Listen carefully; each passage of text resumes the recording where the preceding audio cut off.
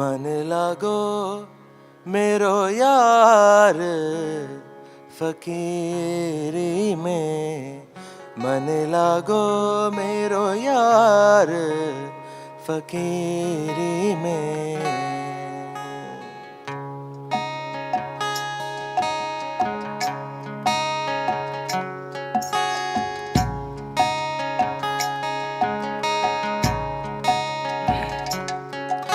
मन लागो मेरो यार फकीरी में, मन लागो मेरो यार गरीबी में, फकीरी में, गरीबी में। मन लागो मेरो यार फकीरी में, मन लागो मेरो यार फकीरी में।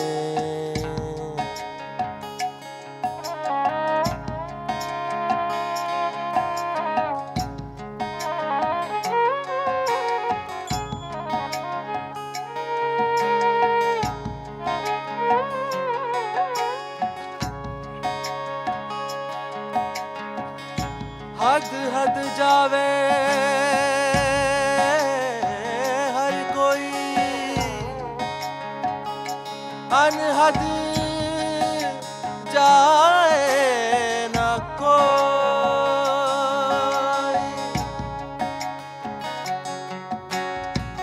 हद हद जावे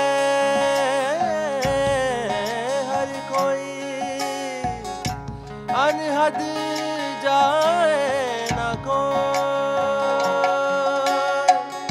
हद अनहद के बीच में रहे कबीरा कोई। मन लागो मेरो यार फकीरी में, मन लागो मेरो यार गरीबी में।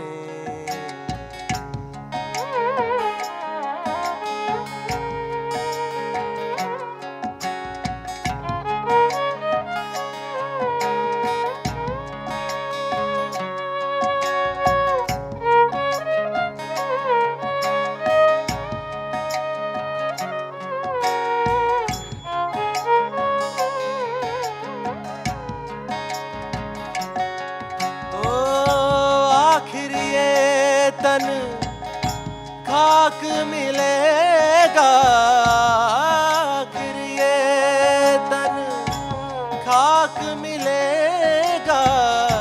क्यों फिरता मगरूरी में, मन लागो मेरो यार फकीरी में, मन लागो मेरो यार फकीरी में।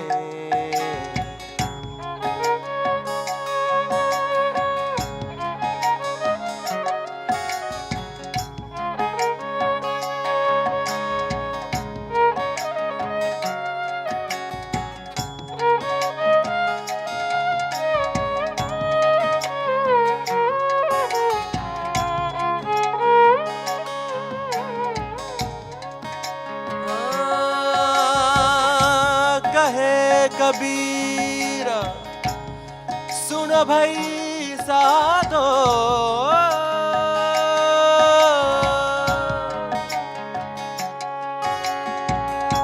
कहे कबीरा सुनो भाई साधो। साहेब मिले सबूरी में, मन लागो मेरो यार फकीरी में, मन लाए अपना ठिकाना। आए हैं सांवरे ओ मेरे गाँव रे, मिले एक ठाव रे न जाओ सांवरे। आए हैं सांवरे मिले एक ठाव रे, मिले एक छाव रे न जाओ सांवरे, न जाओ सांवरे। जाओ सांवरे।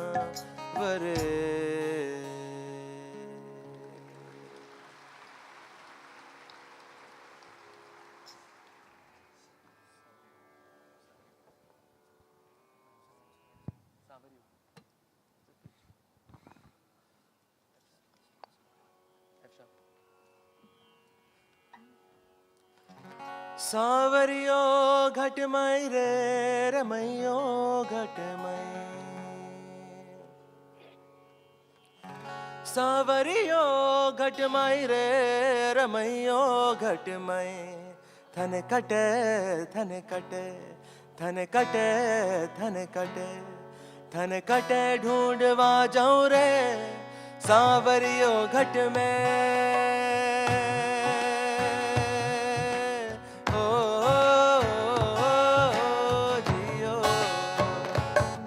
सांवरियो घटमई रे रमैयो घटमई, सांवरियो घटमई रे रमैयो घटमई।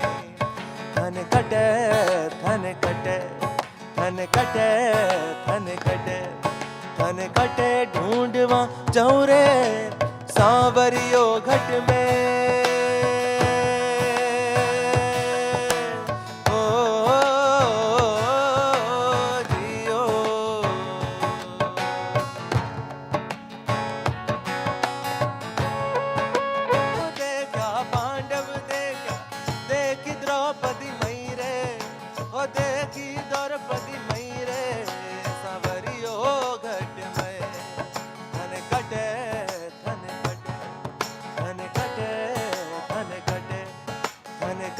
ढूंढवा जाऊं रे सांवरियो घट में।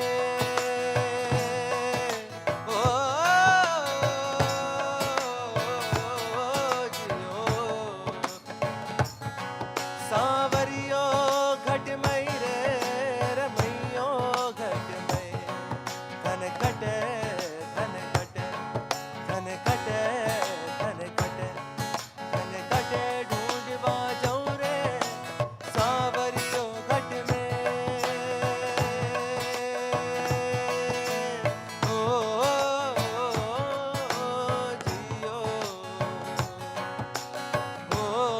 ओ जियो।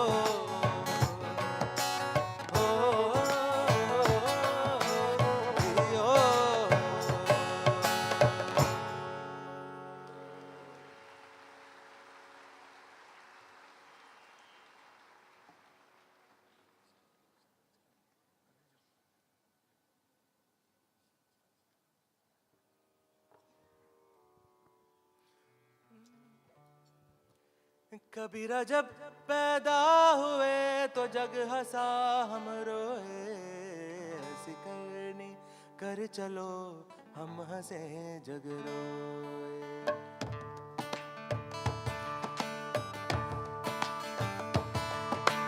कबीरा जब पैदा हुए तो जग हंसा हम रोए, ऐसी करनी कर चलो हम हंसे जग रोए।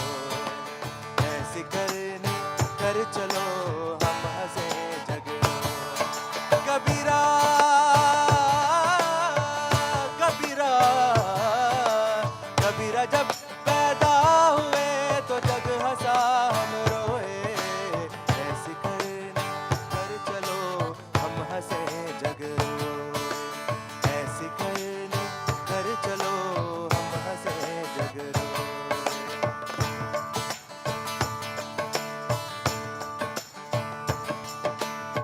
साथ जन्म के साथ फेर है, सांप सीढ़ी है भाई। साथ जन्म के साथ फेर है, सांप सीढ़ी है भाई।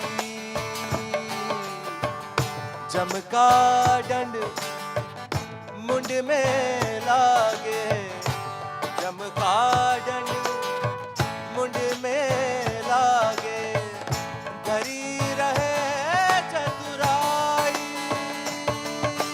कबीरा जब पैदा हुए तो जग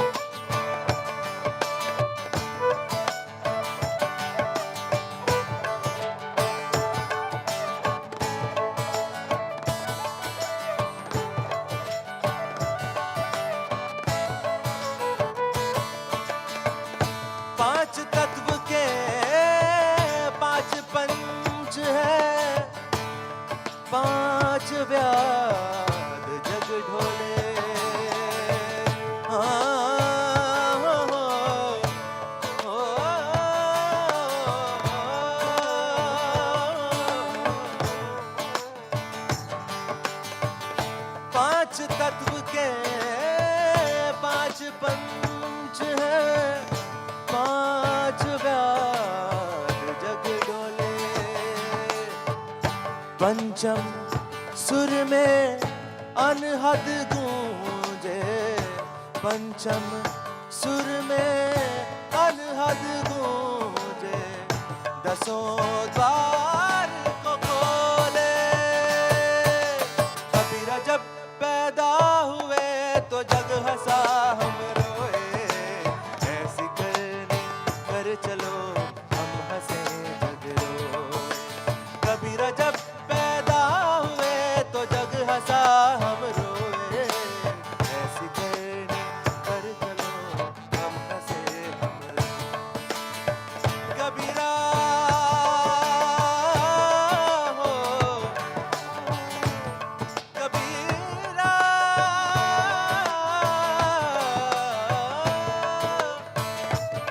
कबीरा हो, कबीरा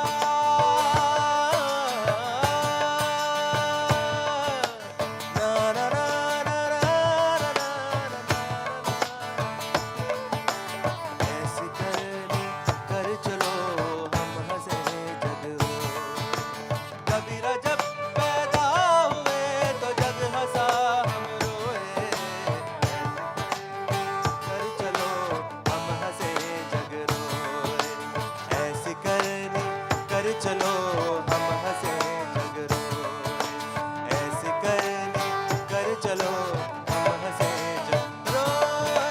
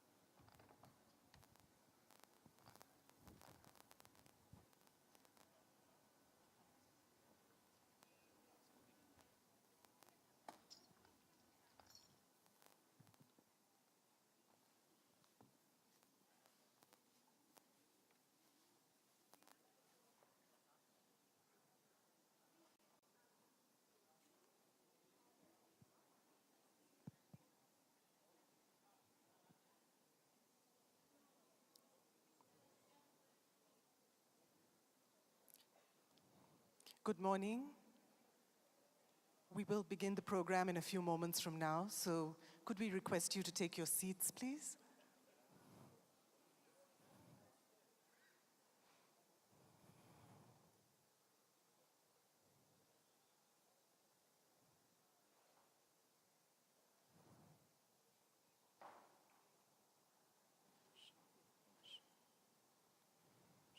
We'd like to welcome all of you to what promises to be a particularly interesting edition of In Conversation with the Mystic. But before we begin, could we request you to take your seats and to remain seated for the entire duration of this event?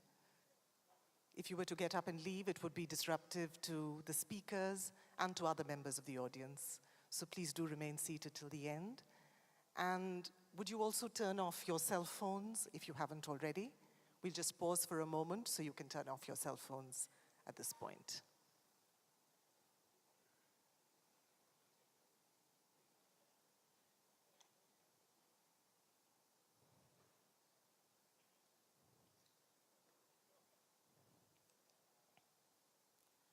In Conversation with the Mystic is a series that's devoted to dialogue. We've had people of prominence from different walks of life, from different disciplines, of different persuasions, entering into a spirited, freewheeling exchange with Sadhguru.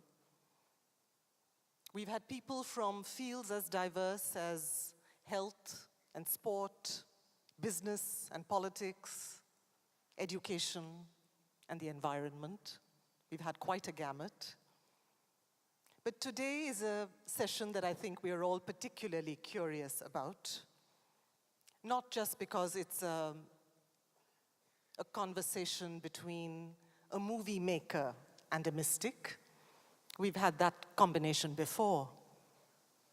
But because there is something particularly unlikely, and therefore perhaps initially a little disconcerting, about the thought of a delightfully, determinedly frothy Sunday 9 p.m. television talk show host in conversation with a mystic and a guru. And yet, it's perhaps for that very reason that this session will be an unusually interesting one, full of unexpected moments. And as someone who's especially enjoyed the rocking rapid-fire round of the Karan Johar show, and as someone who knows that Sadhguru is equally adept at rocking rapid-fire replies, I think we all know that this morning is going to be a distinctly entertaining one. I'd like to briefly introduce the speakers to you. Sadhguru, of course, is well known to everyone here, as he is elsewhere. A spiritual master with a difference, who represents a unique blend of the mystical and the logical. He's the recipient of the Padma Vibhushan earlier this year, and he's the best-selling author of several books, most recently, Adi Yogi, The Source of Yoga. And of course, he's the founder of Isha, an organization with human well-being as its core commitment, with over 7 million volunteers worldwide. I'd like to invite you to watch a short video on Sadhguru.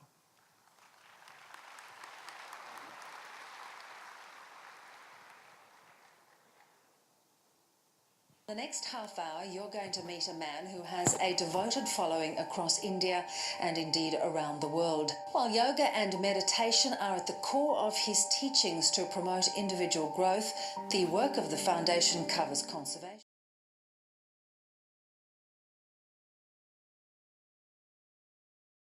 In the next half hour, you're going to meet a man who has a devoted following across India and indeed around the world. While yoga and meditation are at the core of his teachings to promote individual growth, the work of the foundation covers conservation, education and health. And you'll find him astonishingly pragmatic on a range of very modern-day problems. Let's meet Sadhguru. For the very first time in the history of humanity, we have the necessary resource, we have the necessary capability, we have the necessary technology to address every human problem on the planet. Even 25 years ago, we couldn't have dreamt of it. But the only thing that is missing is consciousness. Today, the spotlight is on a project called Green Hands in India. We started a mass campaign and 6 years I spent planting trees in people's heads. That's the most difficult terrain, believe me. And now in the last 6 years, we've been transplanting it, and that's happening much more easily.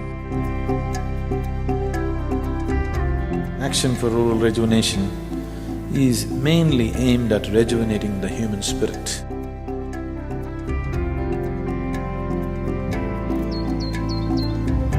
English and computer skills are very essential to make these children come out of the hopeless economic and social pit they are in. If you could first tell our viewers, what is the idea behind it? Initiative, insight, which is more specific towards entrepreneurs. Whatever the nature of your business, ultimately, it is all about human well-being. Isha Foundation, a non-religious, non-profit public service organisation headquartered in southern India. We've engineered the outside world in so many ways, but we've done nothing about this one. If you want to know well-being, in is the only way out. This is what I want to teach you too. That is, you can be completely intoxicated without any drug, just on life. This is a shift from wine to divine. How can you love one and hate the other when the same divine exists in all? Spiritual process is not about looking up or looking down, it is about turning inward. See, the only thing that I'm really good at is just this. I can just make the air around me just crackle with energy.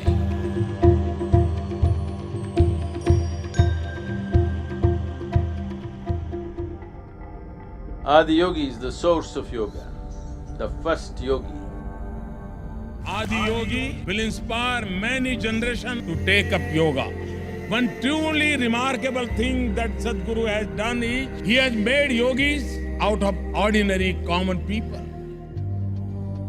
If you have to describe yourself in one word, Would you consider wildlife as two words or one word? It's…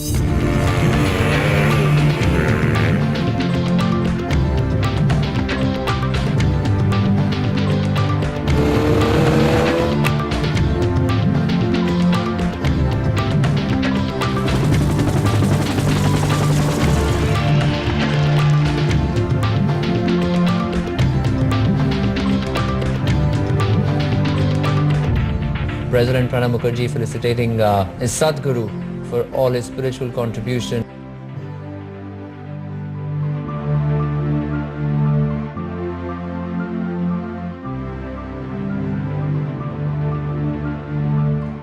Our guest speaker for today, who is of course none other than Karan Johar.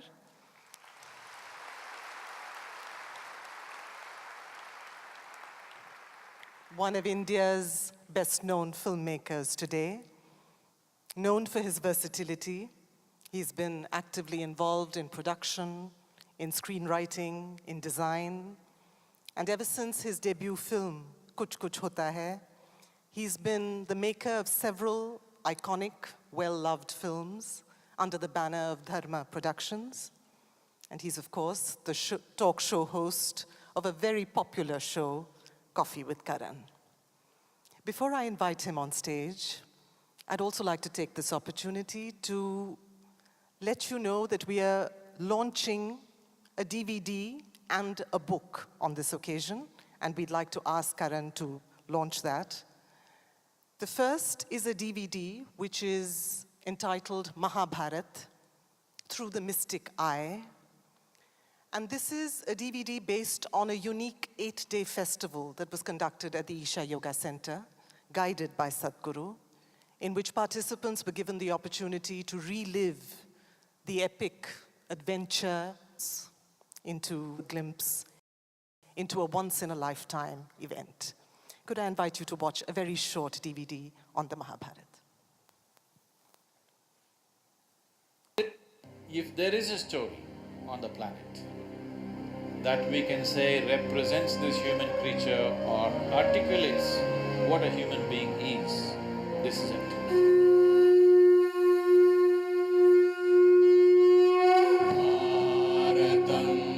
This is not about good.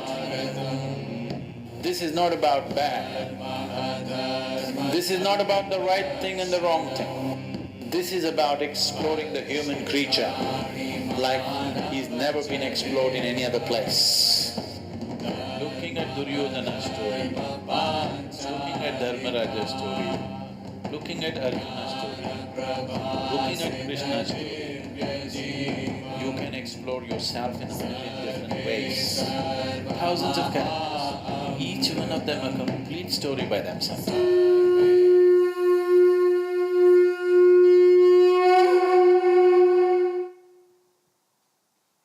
Could I welcome Karan Johar on stage to launch the DVD?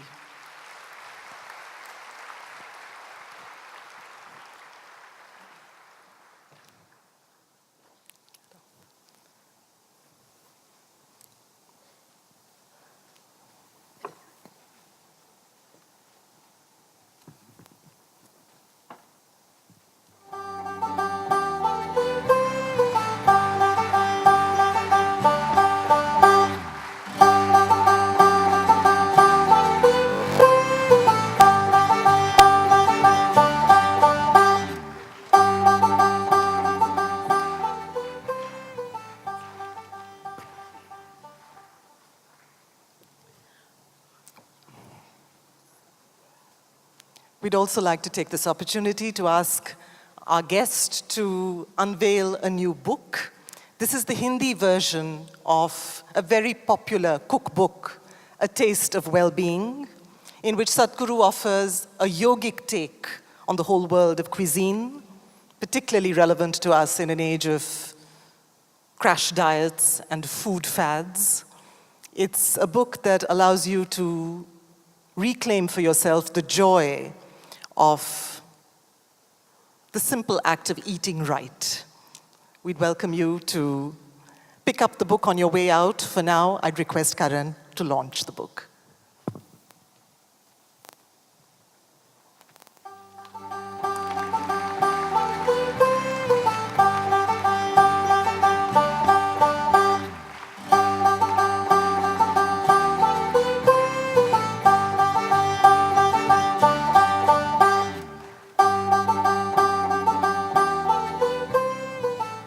Thank you. And it's now time for the conversation to begin. Could I invite on stage Sadhguru?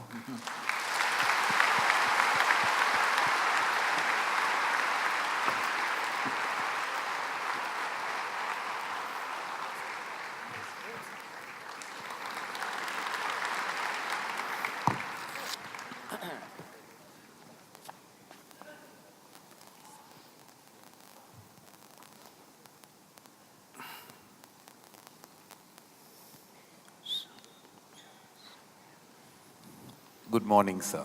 Namaskar. Two things I've never been in my life are thin and nervous. And I still haven't been able to get over the former, but the latter is still very operational at this moment. It's because I don't know what to say, because I feel I've lived with you in this last week. I've done all my research, watched all your shows.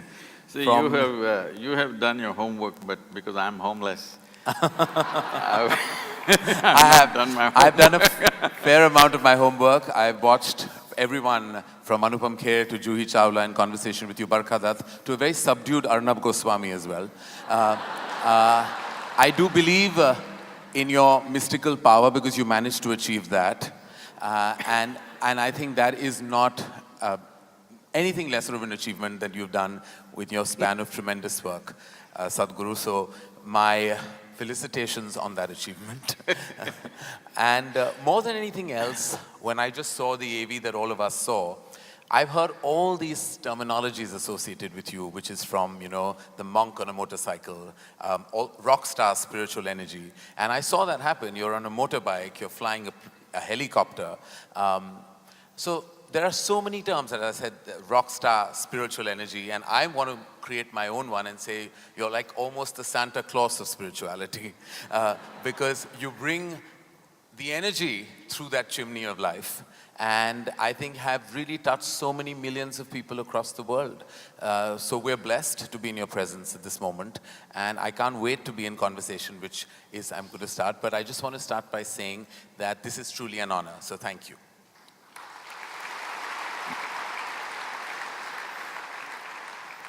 I mean, as a filmmaker, as a human being, as a member of a humanitarian community, my head is always buzzing with so many questions.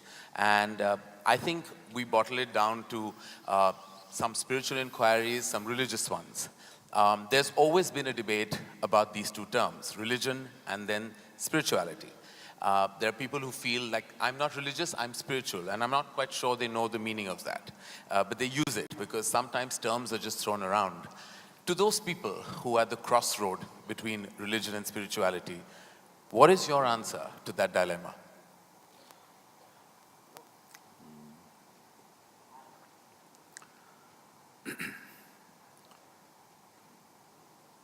So we must understand this. It is in the very nature of human intelligence that if you do not know something, if you realize you do not know something, because most people do not realize that they do not know.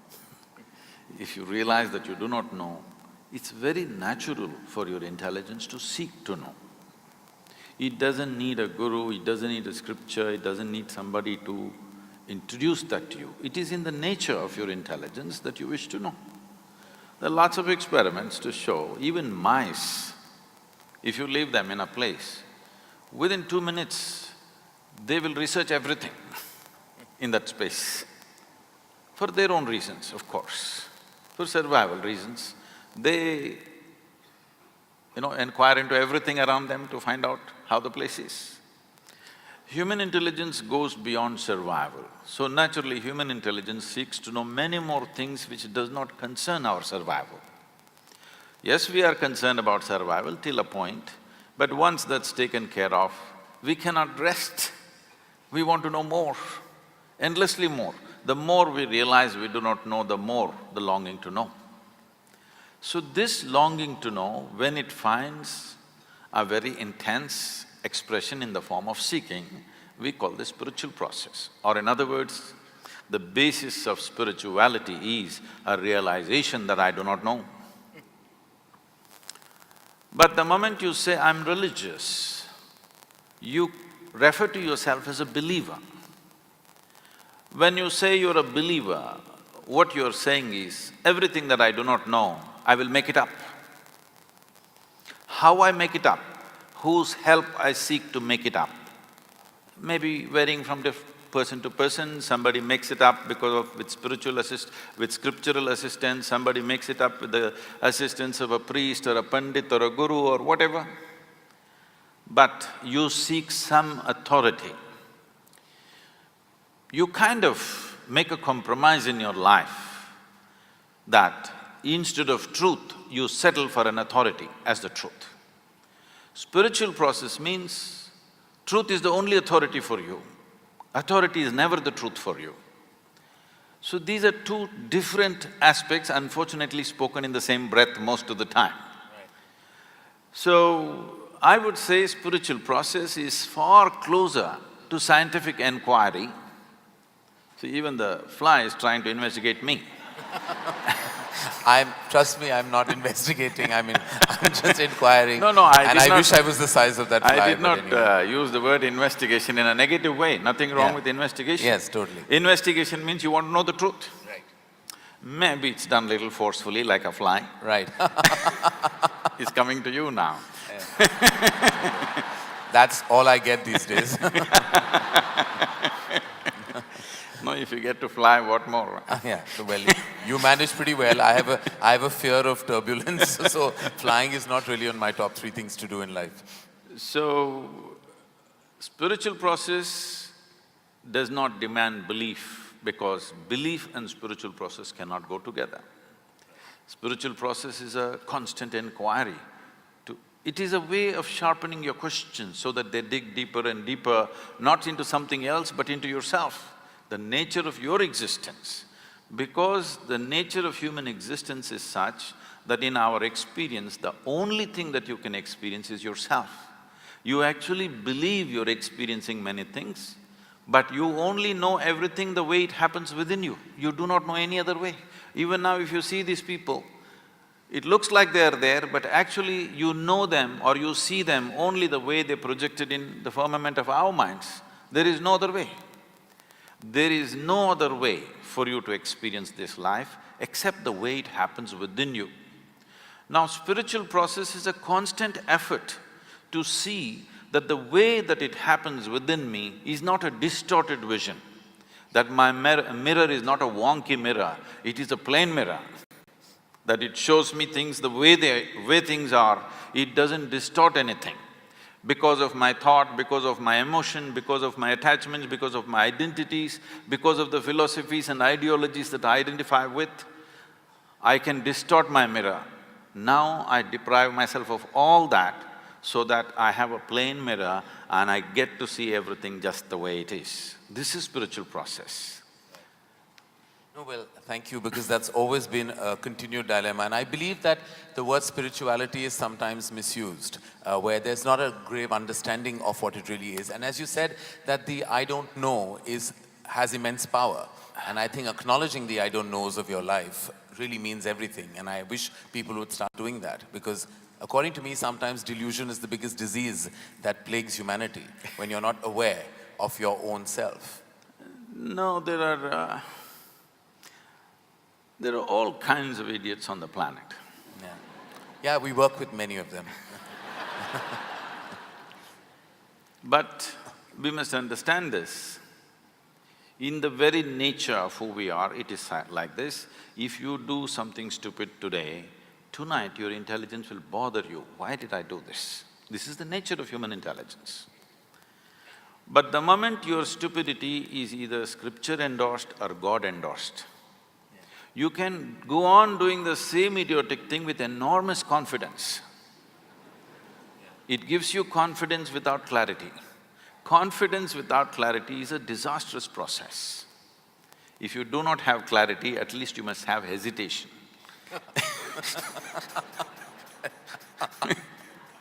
Yes, that's true. Well, I have to say that, I want to personalize this a little bit. I was at a crossroad about 13 years ago, and my father was very critically ill. And at that juncture of my life, and before that, religion was organized in my life. It was what was taught to me. It was what I thought the right thing to do was.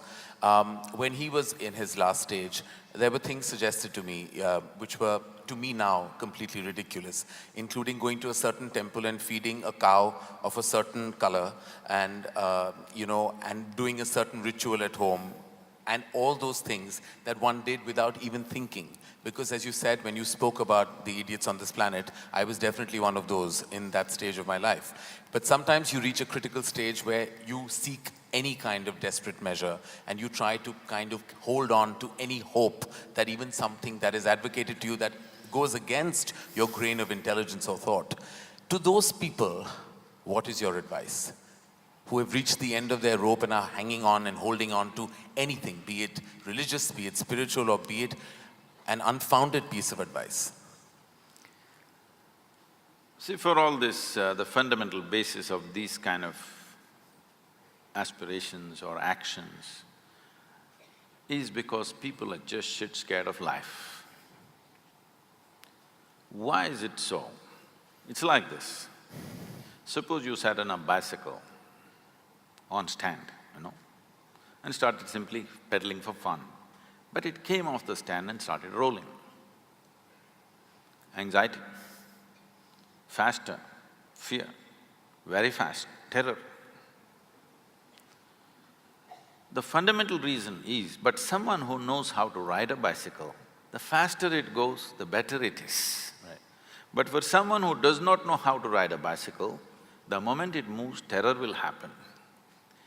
So the fundamental thing is just this: you have been given a very complex and sophisticated vehicle to pass through the process of this life, which is human mechanism. There is body, mind, emotion, energy, many dimensions to it. Essentially, this human mechanism is a very complex phenomenon. Now, you are going at it, you are trying to walk through life without understanding a thing about the vehicle that you're using. Every time it moves, there is terror. If it doesn't move, you want to die of boredom. If it moves, you're terrorized. There is no way out of it. Tell me one thing that human beings are not suffering. If they're poor, they suffer poverty. If they become rich, they suffer taxes. If they're not educated, they suffer that. You send them to school, endless suffering. They're not married, they suffer that. You get them married. Yeah, I was heading to that next. I didn't say a thing, they're the ones. Well, that's an extreme validation of the institution. So, tell me one thing that they're not suffering. So now somebody develops a philosophy, life is suffering. There are philosophies like this. Now it's not about life because you've not even touched life yet. All that you're dabbling with is right now your own thought and emotion, and it's going crazy. So you are on a bicycle that you don't know how to ride. But this is not just a simple two-wheeled bicycle, it's a complex machine. You don't know how to ride. You don't know how to manage your thought. You don't know how to manage your emotion. All these things, human experience is essentially happening from within you. whether it's misery or joy, agony or ecstasy, is happening from within you. At least what happens from within you must happen your way, isn't it? The world will not happen your way.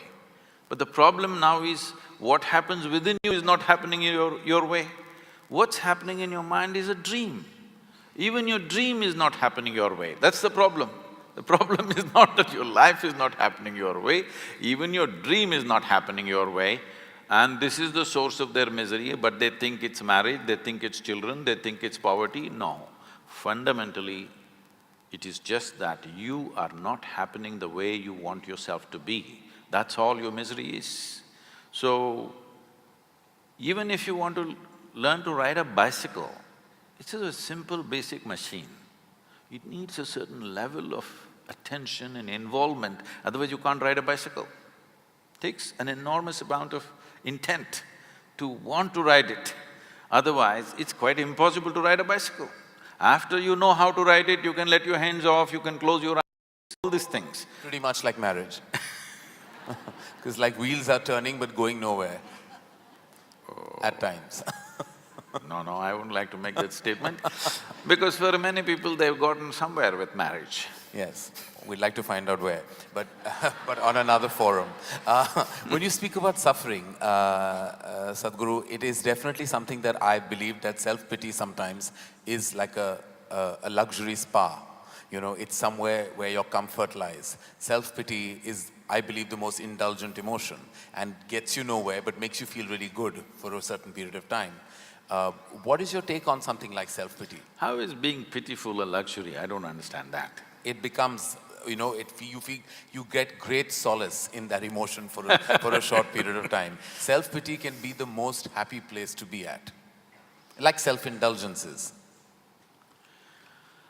See, there are many ways to achieve peace, happiness, well-being.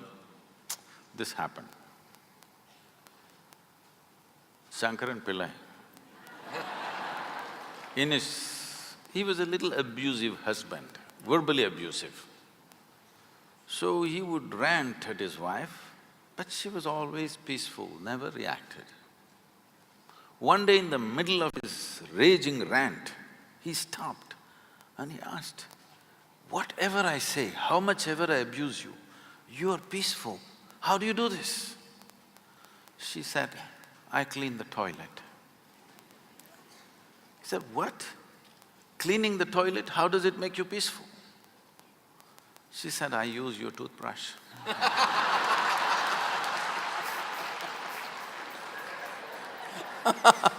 So, don't fall onto that. You're giving lots of people ideas.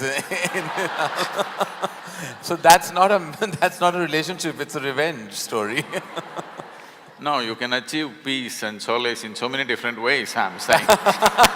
Which is what you said, to draw from within, to find your solutions. Because the most exciting line that I read was that you know, life can't touch you, can't scratch you. It can't harm you, you know, you create your own energy in your own life. You know, life, you're in this universe, you've been brought into this world, and it's in your control what you do with it. You know, life has nothing against you.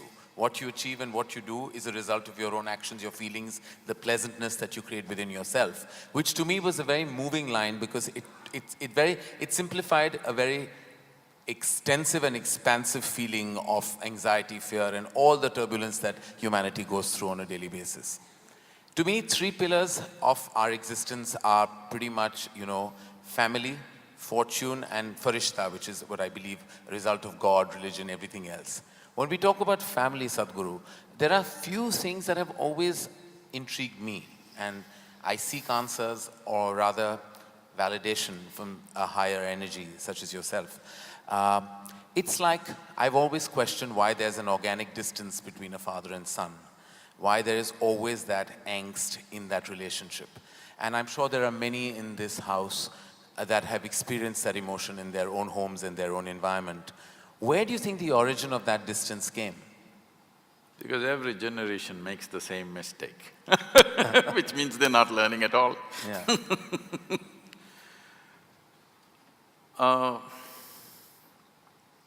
When we say family, You know, in Italy, family meant crime. Crime. Yeah, mafia was always referred to as the family. Family. Yes.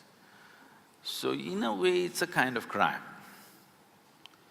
It is the most basic institution in the making of a society, but it does not mean you must remain basic, because this is a biological identity that we have.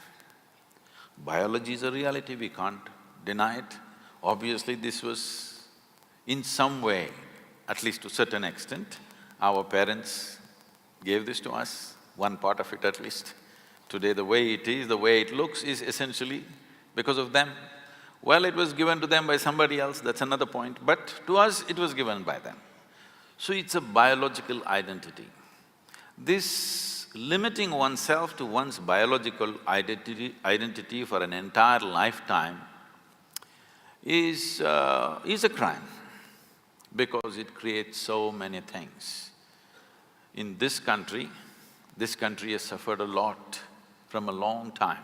Just now you released the Mahabharata video. Entire Mahabharata is family problem. It is Dhritarashtra syndrome. We are still suffering. My son is best, no matter what. Even today we are suffering the same thing. My son is best and he should become the king no matter what. It's not just… Some sons haven't managed very well, some have. So, family is a basic identity that we are born with. It's a wonderful thing when you're a child, because without that family support, you wouldn't be who you are today in many ways, okay? With all due respect and regard and great respect for the family, because human creature is born in such a way that as soon as you fall out of your mother's womb, you're not ready to get up on your feet and do things like other creatures. It needs a long gestation period before a man becomes a man or a woman becomes a woman. There is a long period where the incubation of family is most important and vital, there's no question about that. But you're supposed to grow beyond that identity. But a whole lot of people just never grow beyond that identity, for which they suffer, and sometimes if they're born in certain places, they make the entire nation suffer.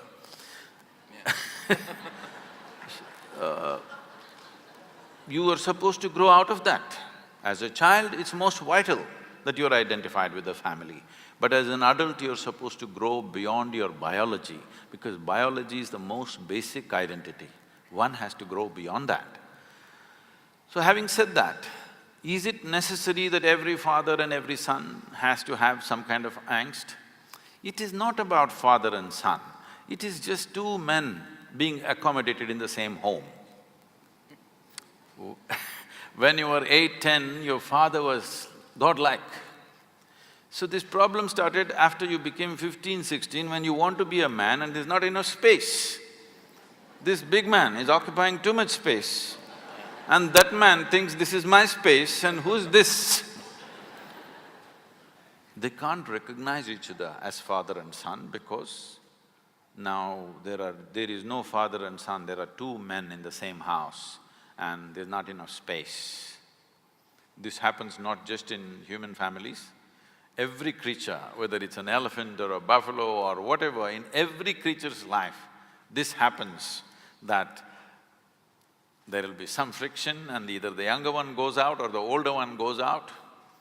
This happens everywhere, because this is not a problem between father and son. This is two men trying to share the same space and the same woman called mother to one and wife to the other. Two men.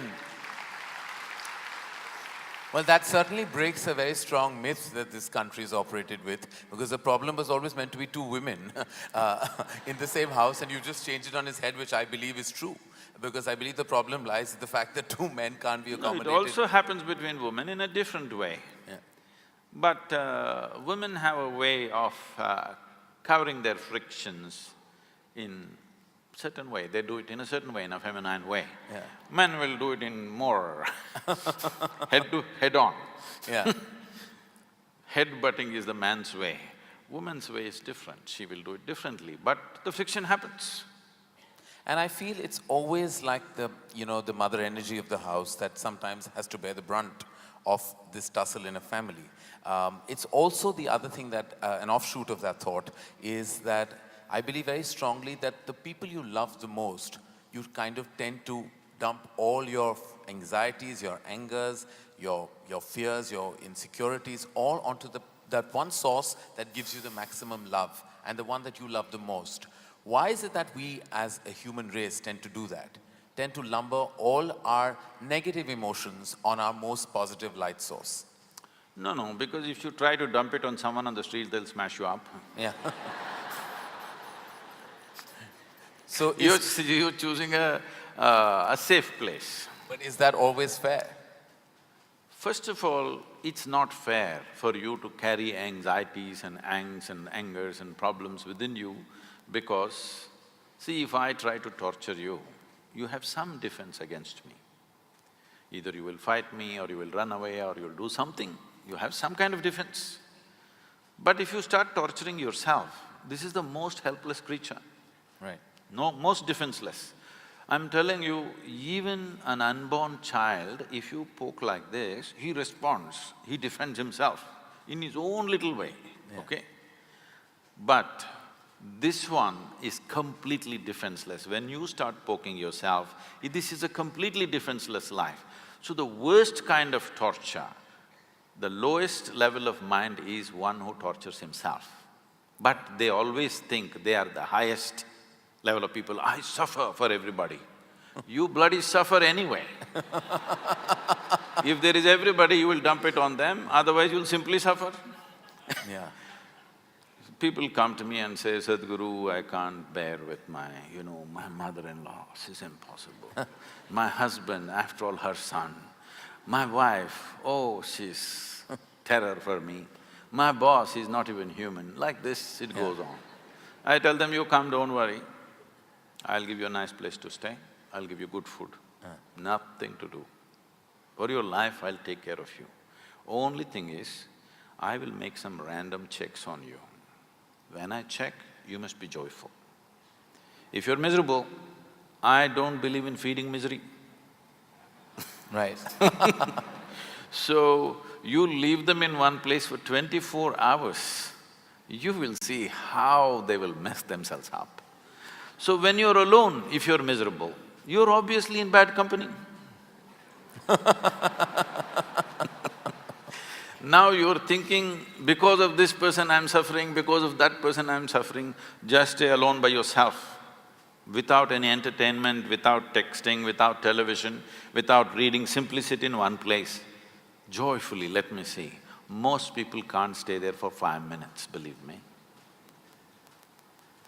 They are not on Facebook, they are not on Twitter, they're not this thing because they have something to say or because they have fallen in love with the world, no. If they stay alone, they'll go crazy. That's a fact. What is… I mean, sorry to break that train of thought, but what is the solution to that kind of feeling of just not enjoying your own space? Because we have not looked at how human mechanism works. It is like you have a super sophisticated machine. This is the super computer. This is the machine which dripped supercomputers, isn't it? Right. I'm asking, have you read the user's manual? That's all it is. The entire yogic system is just this. This is not a philosophy, this is not an ideology, this is not a religion, this is not a teaching. This is just the user's manual, how your body should sit, how it must breathe, how the mind should be, how the emotion should be, how the energy should be, what are the things you can do with it, how should you keep it so that this will function at its highest possible level. See, the cell phone companies have been doing some research a few years ago and they found only 7% or only 3% of the people, no, 97% of the people are using only 7% of the cell phone's capability. We are not even talking about today's smartphones, we are talking about the dumb phones. So 97% of the people are using only 7% of a small gadget. If that is the fact, How much do you believe are people making use of this tremendous gadget? Just on the surface, because they never bothered to read the user's manual. If you tell them this, they say, Sadhguru, can you give us the user's manual? It's written into you. You have to spend some time with this. This was written by the source of creation, not by me or you, isn't it? You must learn to read. The problem is illiteracy. See, suppose you have not learned the alphabet. Well, you have learned English alphabet. Let's say I'll give you a Tamil book. You look at it, does it make any sense to you? You don't know the alphabet, it doesn't mean a thing to you because you do not know the alphabet. Now, this is the problem, that in today's society, in modern education, we have not even brought fundamental literacy towards how to read this book.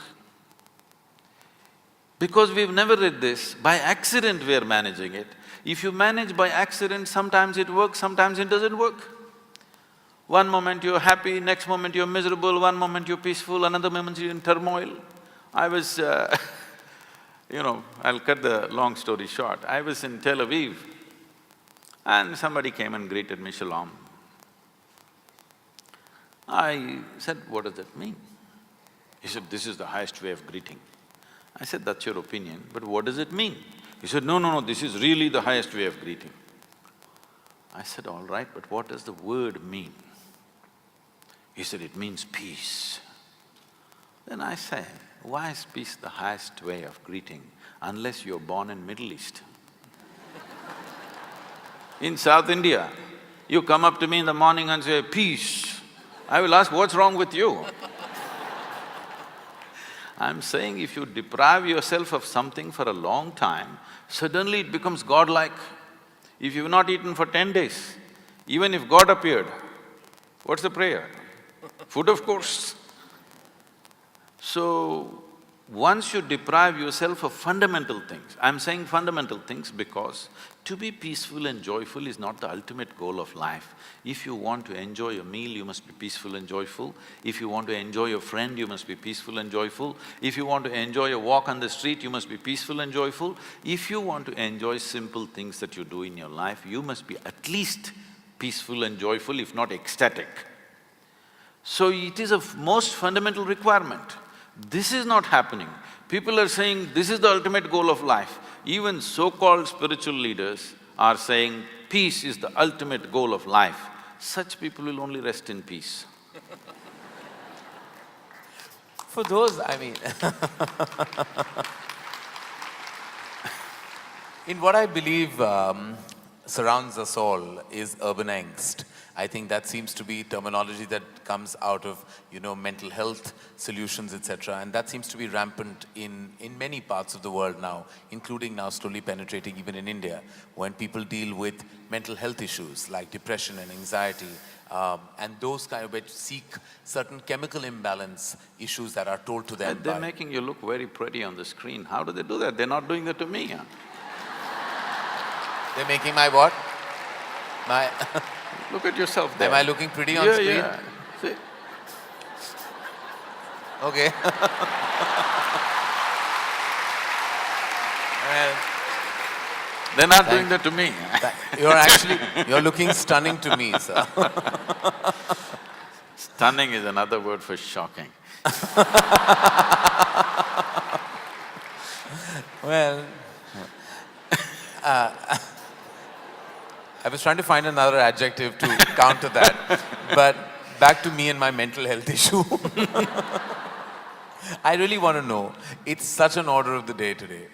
Everyone seems to it's almost, and I hate to say this with any, and I don't say this with any kind of disrespect to people's personal circumstance, but I almost feel like today it's talked about like it's almost a fashionable issue, where I think it's a very serious issue. When people talk about mental health issues like depression and anxiety and seek counseling to sort those issues out. And then the diagnosis at times is chemical imbalance and medication is given. And then well, I know you hate the word philosophy, but all your teachings are definitely about finding yourself and seeking that pleasant bliss from within. But to those who are not strong enough to achieve that and seek this assistance, what is your take on that? let me correct one more thing in the question.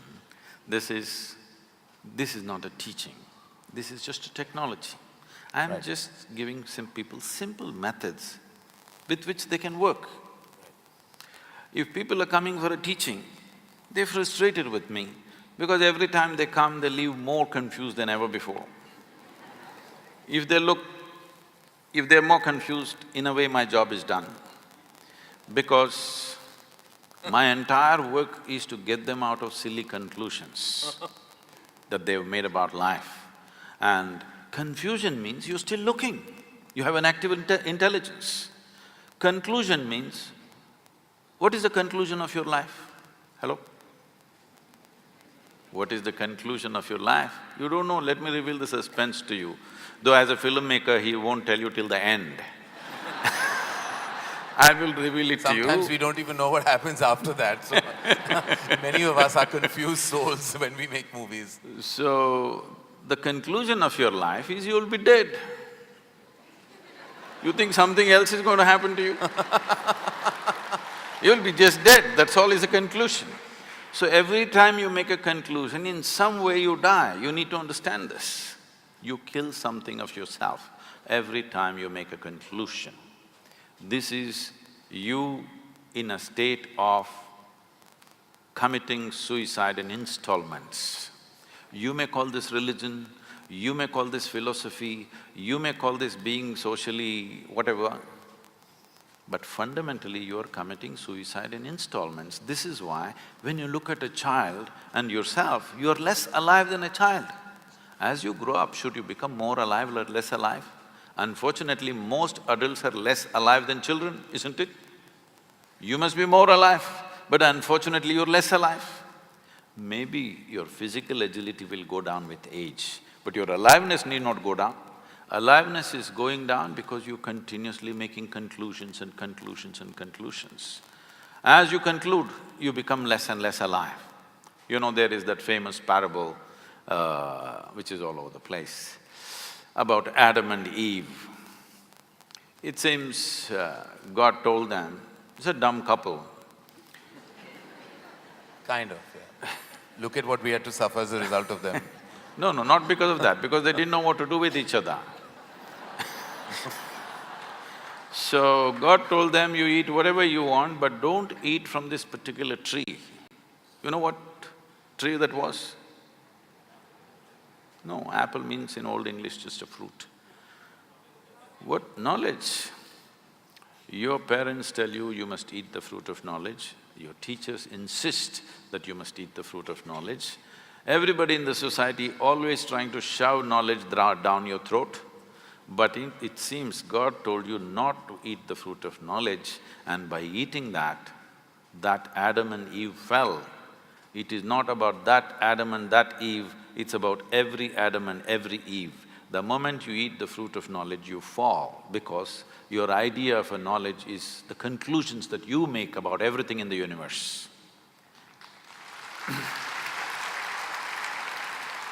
So this mental illness, which is becoming pandemic, they're telling me, I don't know how far the statistics are right, they're telling me over 40 people, particularly women in America, over 40 years of age, nearly 52% of them are on some kind of antidepressants. 52% is not a joke. 52% is not a joke. It means entire humanity is becoming sick. We must look at it why. Fundamentally, because you are banking on a few things for a long time for your mental stability and emotional stability, all these things are taken away. One thing is, as you mentioned, the crime that we call as family. It gave us the support. No matter what happened, there was somebody always for you. Others are with you when you do the right things. If you do the wrong thing, they'll distance themselves.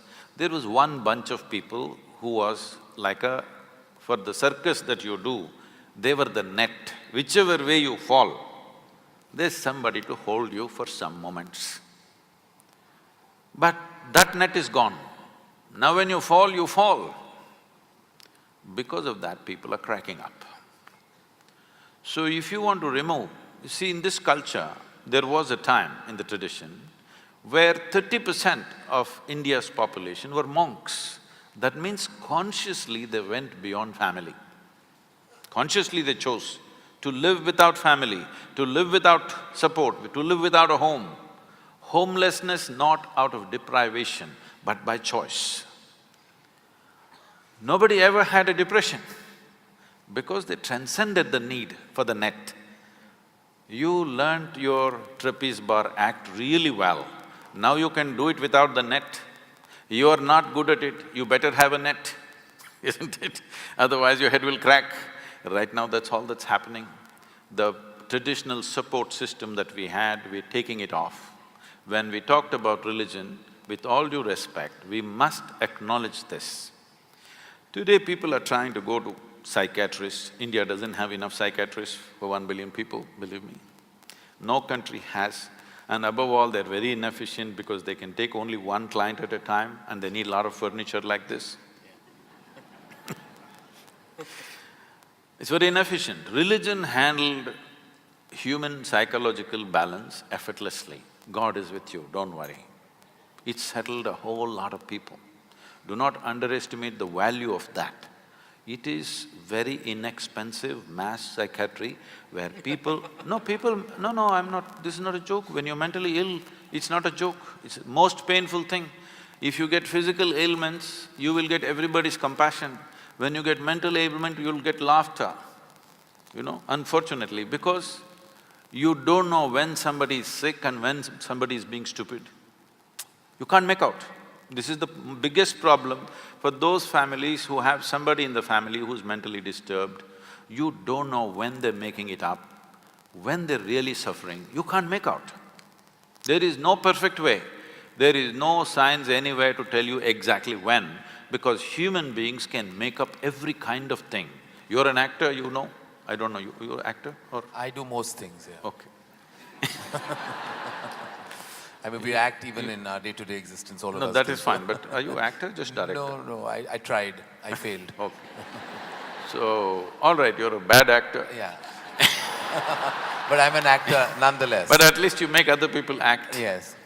So, in a cinema or a drama, you can act something and make it really real to a point where these 10,000 people will sit and experience like it's real. So, when a mentally ill person is in your home, you don't know whether he's acting it up or it's real.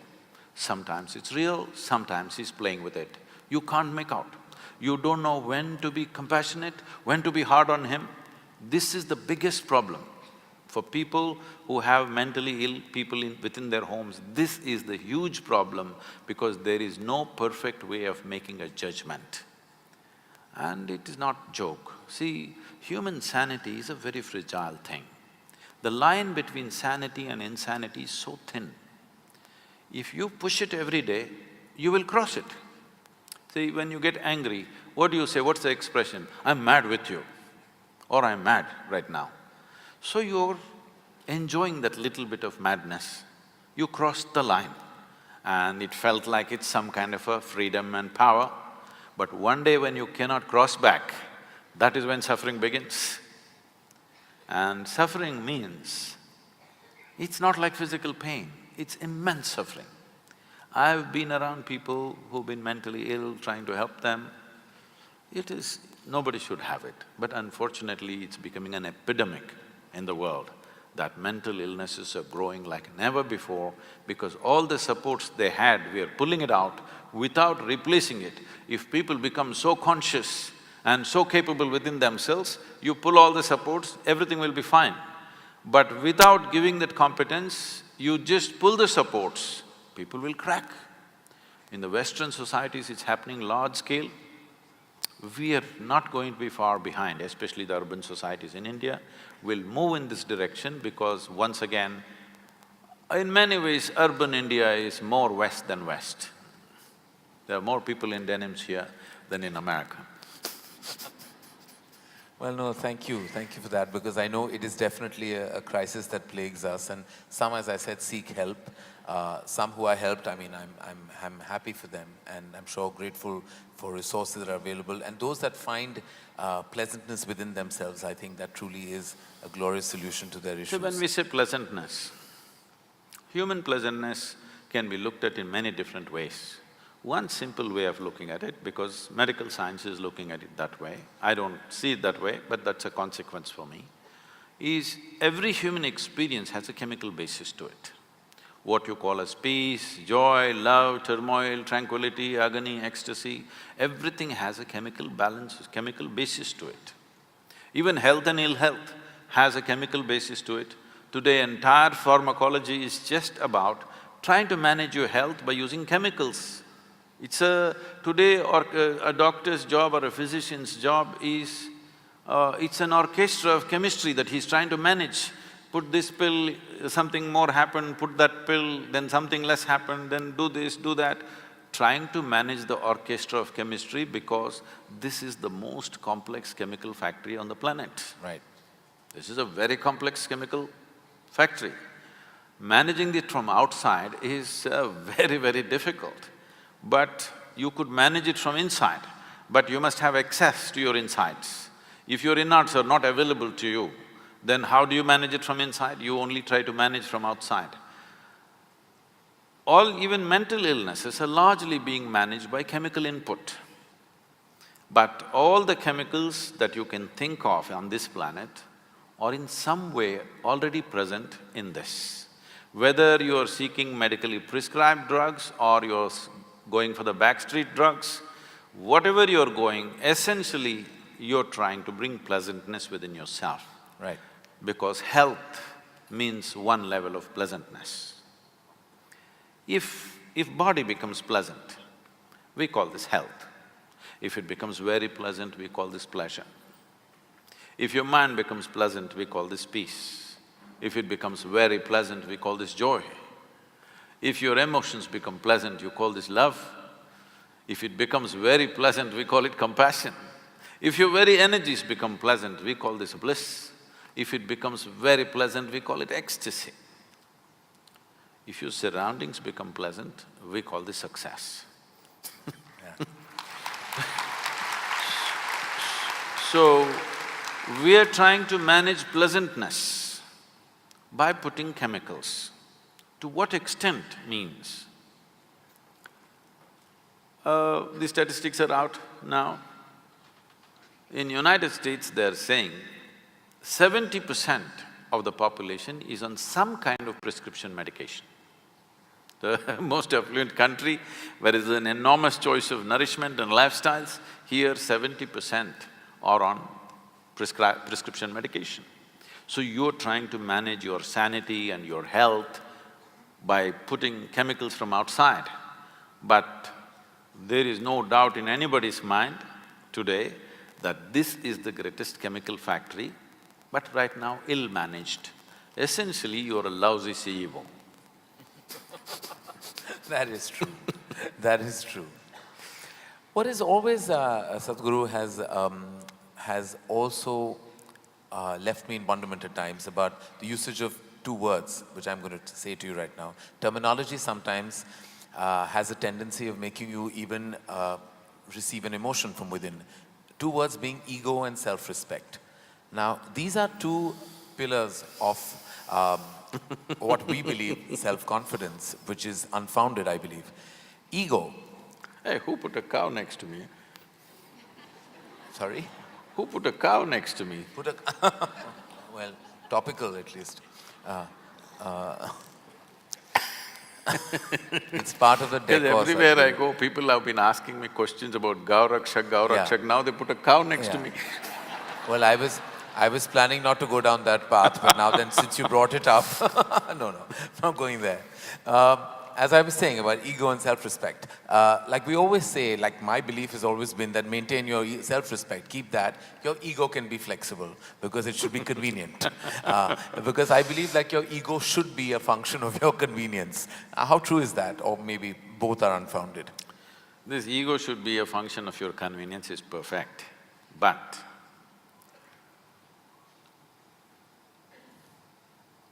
nobody knows where ego is within themselves. Do you know? No. Nobody knows. It arises at will, I think. No, no, no. Ego is a fall guy. When you do the good things, of course it's you who did it. When you do these nasty things, oh, it was my ego, he's a fall guy. Yeah. He comes up whenever something goes wrong. Yeah. Whenever you're seen in a bad light, it was my ego, it's not me. Yeah. So, people have created a whole lot of jargon like this, my ego, myself, my consciousness, my superconsciousness, many things. First, everybody must decide, within this body of yours, how many people are residing, you must tell me. If there is anything more than one, it means either you are schizophrenic or you're possessed. You need either a psychiatrist or an exorcist. So, you are an individual. An individual means not further indivisible. This is why you're an individual. That means there is only one. This is the healthiest state to be, that you understand there's only you here, nobody else but you. If you realize this, then you will function completely differently. But you start playing this game, whenever you are in difficulty, you say it was my ego, whenever something else happens, you say it's myself, another time you say my lower self, higher self, all kinds of stuff, many identities within you. See, this is the nature of a criminal, alias, you know? Yeah. So, it's a crime that you started. Whether you will be caught in the web of that or you will manage see, if you do minimal amount of crime, you may manage. Only when you really get into it, then you may get into the web. Otherwise, many people commit small-time crime and then become very respectable in the society. So, if you do little crime of ego business, self-business, all this, and then become normal, you're okay. But if you play too much, you will become mentally ill, because if there is more than one in this, you will become sick. There you are an individual, you are just one. Now it's very easy to transform this. You can't transform a crowd of people, you know? Right. You can only transform individual people. And if you take away this fall guy, one fundamental thing you have to do with yourself is to see that no matter what happens in my life, if pleasant things happen, unpleasant things happen, whether I'm joyful or miserable, I'm successful or a failure, you know it's just you and you alone. Otherwise, when things happen well, me, when things don't happen well… So you say we always tend to blame ourselves into various paths and then for divine forces as well. It's convenient, it's very convenient. But this self-respect, no, you should have no self-respect. Others' respect is from another person. I respect myself, what is this rubbish?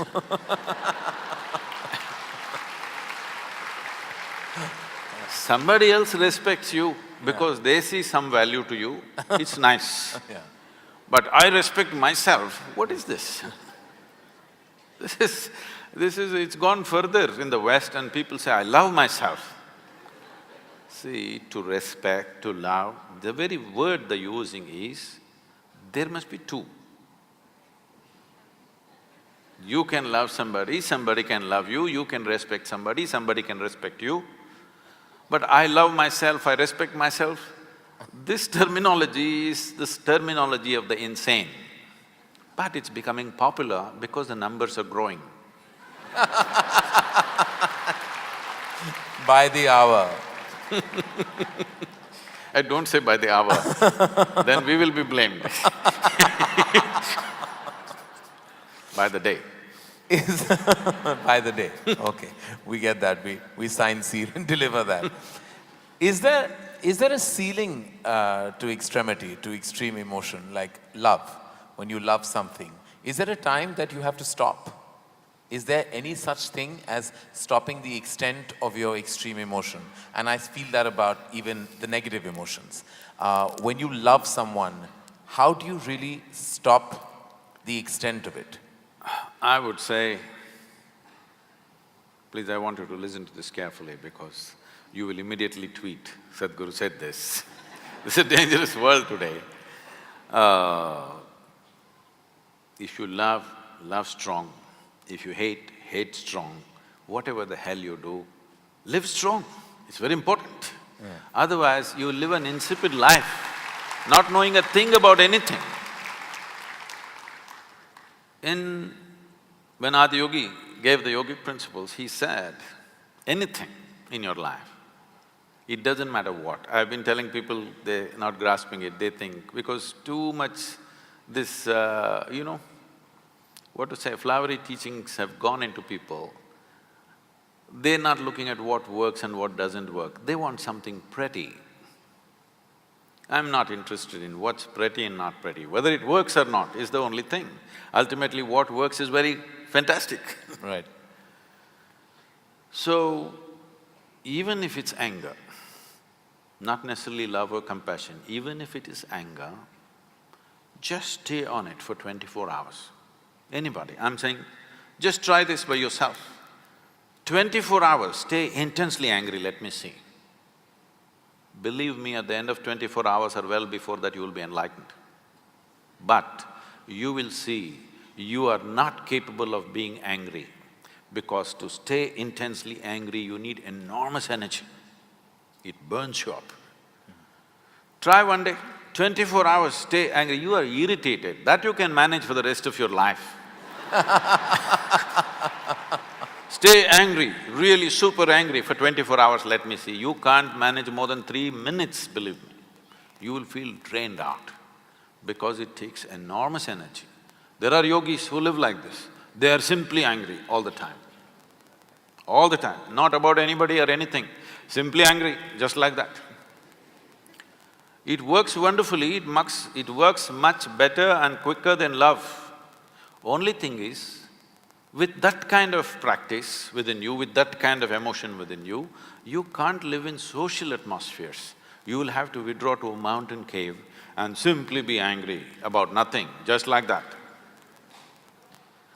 If you want to live in social atmospheres, you need to be in a pleasant state of emotion, otherwise you will get into constant mess. So should I stop myself somewhere? What you're asking is, should I be constipated about my love? At least in love, know some sense of abandon, that there is no brakes on it. I would say in everything in your life, in your car you must pull out all the pedals, only throttle should be there. Yes, in your life there should be only throttle, because brake will happen when you die. It's not for you to brake every day. It's not for you to control. Your life will be curtailed somewhere. That's nature's business. Your business is to be full on, because life needs your support. Death is super efficient. Did you ever see death happening inefficiently? Hello? Wherever it happened, it was a perfect death, isn't it? Never happened inefficiently, but life happens inefficiently. Life needs constant support. Death does not need your support. Stopping something is death, in a way. So to love you're afraid, to laugh you're afraid, to cry you're afraid, to everything. Nothing is done with abandon, everything with constipation. Learn to do something with abandon, because if you do not know at least how to scream in abandon, there is no way you will ever know how to meditate or to be spiritual, because spirituality is a state of total abandon, complete state of abandon. I endorse that and will try and live by that. But what happens when a positive emotion reaches its extreme stage and ventures into a dark area? Like love can also transfer itself into obsession. See, you are referring to… See, it's like this. Suppose you don't have legs, and if I say, come, dance, you say, no, I cannot even walk without my crutch. So I cannot walk without my crutch, or I cannot live without you, are not different. This is a very dangerous territory I'm entering. But it is a fact, I cannot walk without a crutch or I cannot live without you is the same thing. Because you're misunderstanding your dependence and a certain relationship that you hold with somebody as love. Let's look at this thing of what is love. See, it's a certain blossoming within you. Now, who are you in your life? Who are you using as the manure? Filth. See, this flower is fragrant not because somebody sprayed perfume to the roots. It is fragrant because somebody put filth to the roots, isn't it? So now, you found a little flower within you of love. Who is your manure? Who is your filth? Now this is a dangerous territory for me to enter, with you also. But this is exactly what we are doing. Now the question is just this, whatever is the most pleasant emotion within you, are you capable of bringing it on by yourself? Or are you in a dilapidated condition of technology that you are a push-start machine, that somebody has to push you, otherwise you cannot be. Your joy, your love, your peace, your ecstasy must be your making, isn't it? Right. So now your love will become about sharing your joy, not squeezing joy out of somebody. Right now, most people's joy, most people's idea of a love affair is more like a mutual benefit scheme. You give me this, I'll give you that. You can't live without me, I can't live without you. They will make sure that the other person also becomes invalid and cannot live without me. Yes, this is a very huge problem in the human societies. Love is not happening as a flowering. It is something that we are trying to suck out of somebody. Love is not about somebody. I want you to know this. Maybe because you're a film personality, maybe you said you're not an actor, but there are many actors who are loved by people. People are drooling with ecstasy, simply looking at them. But the problem is they've never seen them. They've only seen that play of light and sound. They've never seen them, but they love them. So what I'm saying is, you're capable of loving somebody, that person may not exist, he may be animated, but you still love and you're experiencing all the fruits of love. I'm saying love is something that you do within yourself and blame it on somebody. You can do it by yourself. For a long time in this country, it's been there. There have been Mirabais and Tukarams and others, they taught you don't have to love and to be in an extreme state of love, you don't need anybody. You can simply do it by yourself, and not just in emotion. Even physical ecstasies happen to them simply because they are in a great love affair with someone who is not even here, all right? So, it is something that you do within yourself. Right now you're in love with somebody here, that somebody may not even know that you love them, but you can experience this, isn't it? You don't need the support from the other person. This is an experience that's happening within you. Love is within you, if you wish. It is not that it's sitting within you, there is no such thing. You are capable of variety of emotions. If you want, you can make it a very sweet emotion. If you're in a very sweet state of emotion, people say, oh, he's very loving.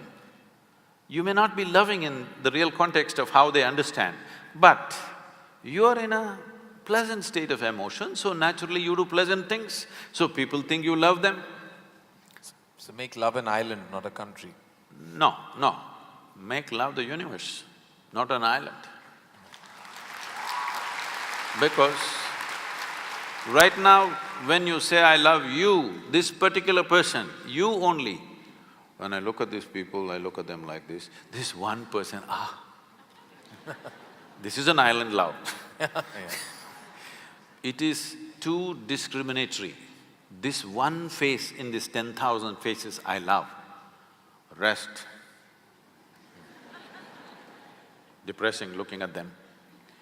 This is a very island love.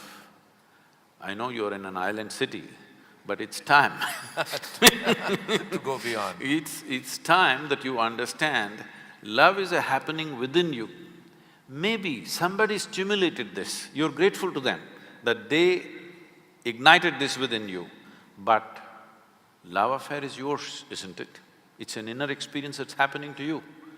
Somebody is providing the stimulus, we are grateful to them that they are providing this.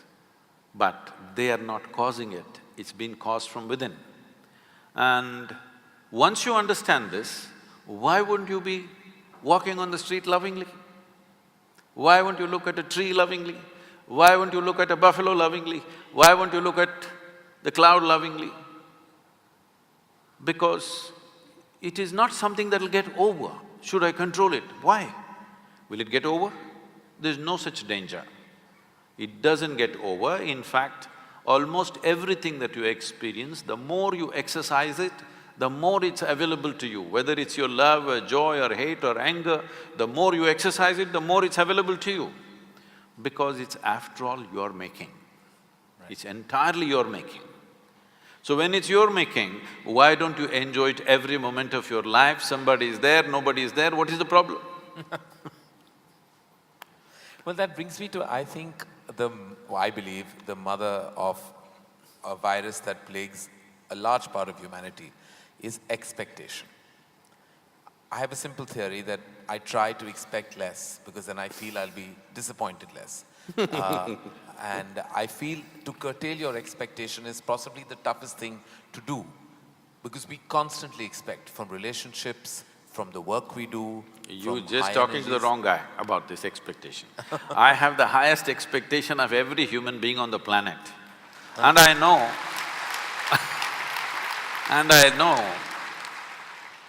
they will disappoint me. I will die disappointed, but joyfully disappointed. Now, joyful disappointment is a place, sir, that you've reached, but that is not an easy place to reach for most of us. See, these things are not like that. To be joyful or miserable is essentially your choice. It's a choice that you're making within yourself. Maybe it's an unconscious choice. Anything that you do unconsciously, right now unconsciously my hand can fly. But what I can do unconsciously, I can do the same thing definitely consciously also, isn't it? This is the fundamental difference between being human and every other creature. We are not doing anything different from what they're doing. We're doing the same things, but we do it little more consciously. Suddenly it's a different affair altogether. Same things, we eat, they sleep, we sleep, they reproduce, we reproduce, they die, we die. Only thing is, we are doing it little more consciously. Suddenly it looks like another world by itself. We think we are above them, only because we can do the same silly little things little more consciously. So, if I can move my hand unconsciously, I can also move it consciously. If I can become joyful unconsciously, I can also become joyful consciously. If I am joyful because of my choice, suppose disappointments are thrown at me, I will be joyfully disappointed. And my expectations of people are very, very high. I have an impossible expectation, so I know I will die joyfully, blissfully disappointed because I know the nature of the world very well. I'm not somebody who lives in fancy la-la land. So, abundant love and no curtail on expectation. Oh, see, love is not a quantity, it's a quality. It is not that if you do certain amount of things you're loving, there's no such thing. You can sit here, eyes closed, not look at anybody and still be loving because it's essentially pleasantness of your emotion. How pleasant? I'm asking, is there any need to curtail pleasantness within you? Now I'm super pleasant, but if a child came, I might grab him and put him on my lap. If an adult comes, you don't do that. I'll do this, okay? A dog came, I'll just do this. But an adult comes, another person comes, you don't do this to them. I'm saying your expression will change from person to person, from relationship to relationship, what kind of intimacy and what kind of closeness you have with people. But does it mean to say that you should not do this with as much love as you hug somebody or kiss somebody? Should you not? Should you not do namaskaram with as much love as you hugged your child? Why not, I'm asking? Because there is no… See this… I'm trying to demolish the word abundance, because when you say abundance, there is also scarcity. There is no such thing. It is neither abundant nor scarce. If you're willing, it's on. If you're not willing, it's off. That's all. As simple as that.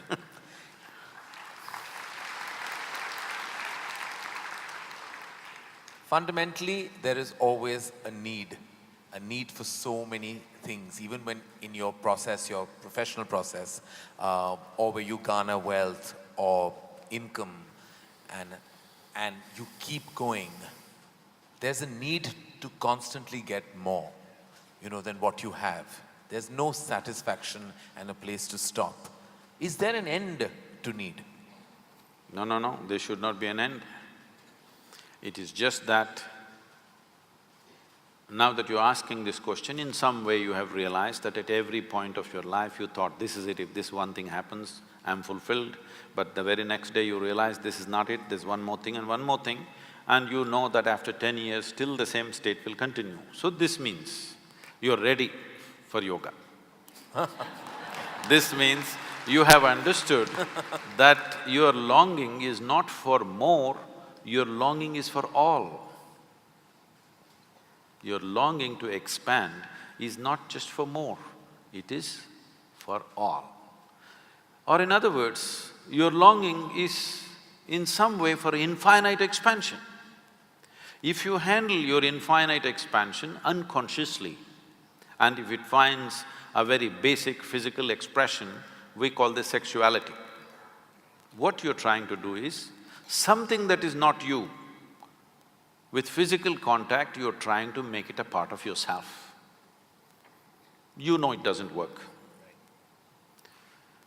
If you try emotionally, we call this love. Emotionally, you're trying to include something which is not you as a part of yourself. This is your love affair. If you do it mentally, this gets labeled as greed, ambition, conquest, or simply shopping. If you do it consciously, then we call this yoga. Yoga means union.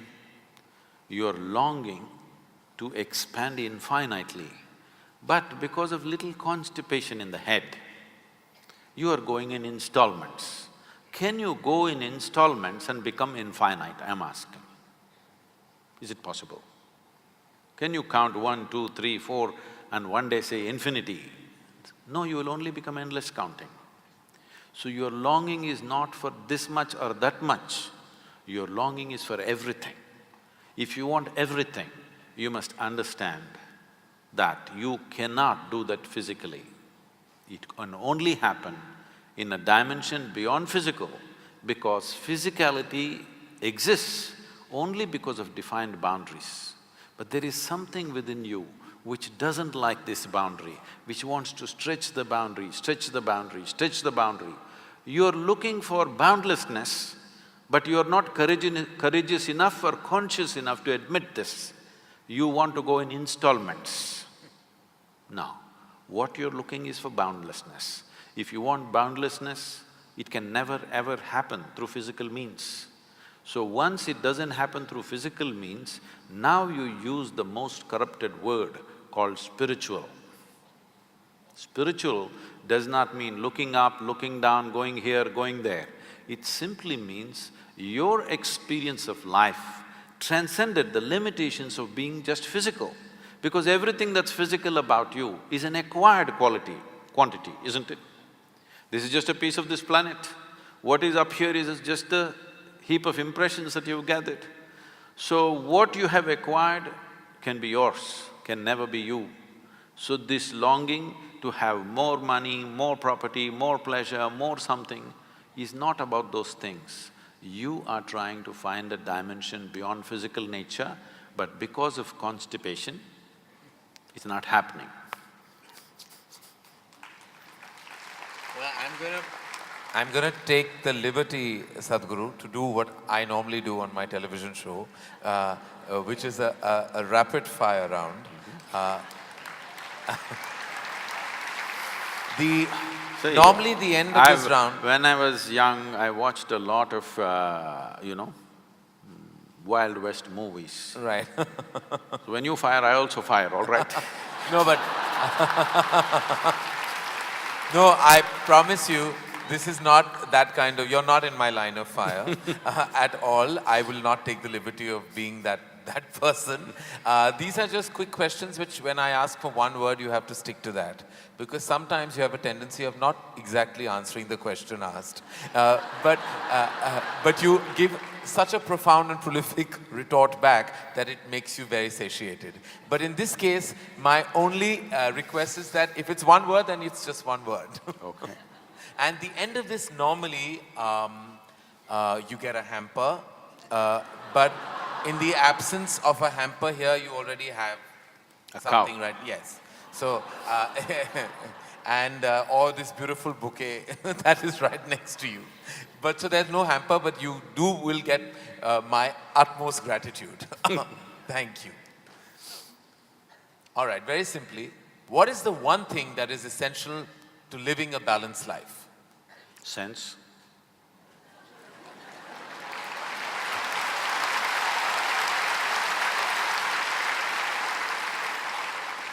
What is the one thing we must absolutely do away with in order to lead a balanced life? Senselessness. Yes.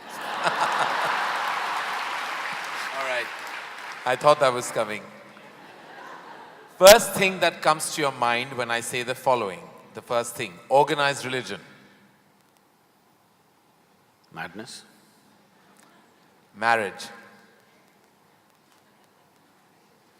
Cohabitation. Competition. Stupid. Money. Useful. Love.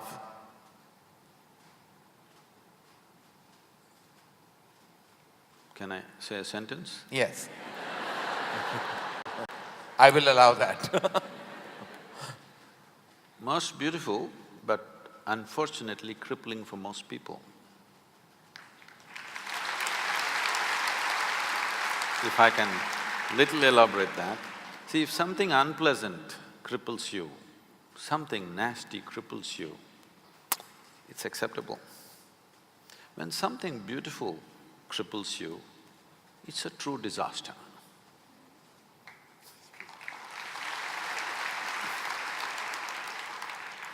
If you could ask one person, alive or dead, one question, who would you ask and what would that be?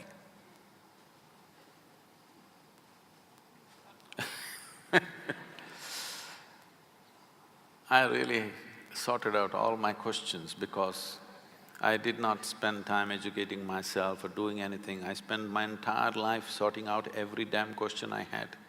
I've kind of run out of questions. And you certainly have not run out of any answers, and you never will. Best advice you have ever received? Nothing. Never? No. I never sought, nor did I receive. I made myself in such a way I'm incapable either of seeking advice or giving advice.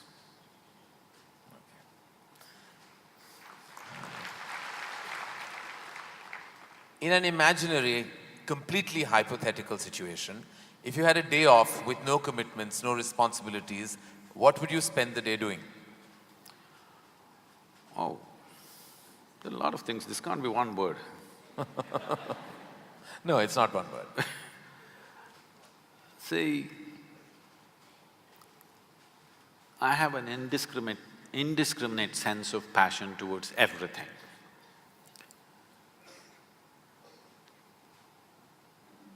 There were lots and lots of things I did at one time, but these days, time is not allowing me to do that, so Generally, if I have little time, all I do is play golf because that's safe and within the city and I can get back in time for something else to be done. But if an entire day is left to me, which they've not done for a long time, they've not left it to me.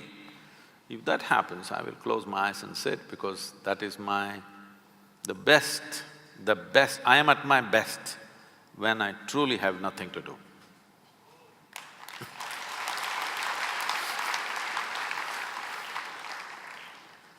What is one thing you'd like people to remember about you at the end of your life? They must live so wonderfully that they don't even remember me.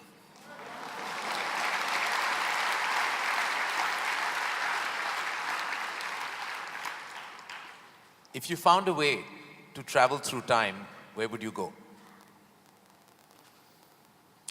I'm kind of done with all those things. Your universe visited already. You have visas for every part of this ecosystem. If we can do some slow fire.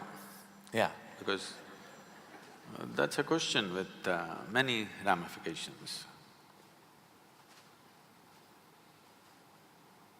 This, for example, traveling in the world, we jetted around and now we want to travel to the Mars, we want to travel to another place. And now that's not enough, we want to travel into the past and future. All this longing is again exploratory in nature. Whether you go on vacation to Maldives or you want to go to Mars, it is fundamentally exploratory. Maybe you're also thinking of relaxation and pleasure and whatever, but essentially it's exploratory, otherwise why can't you do it here? It's something that you want to do, you want to touch another place. This longing is there in the human being only as long as the life that you are remains in a seed form. That is, it did not sprout and blossom.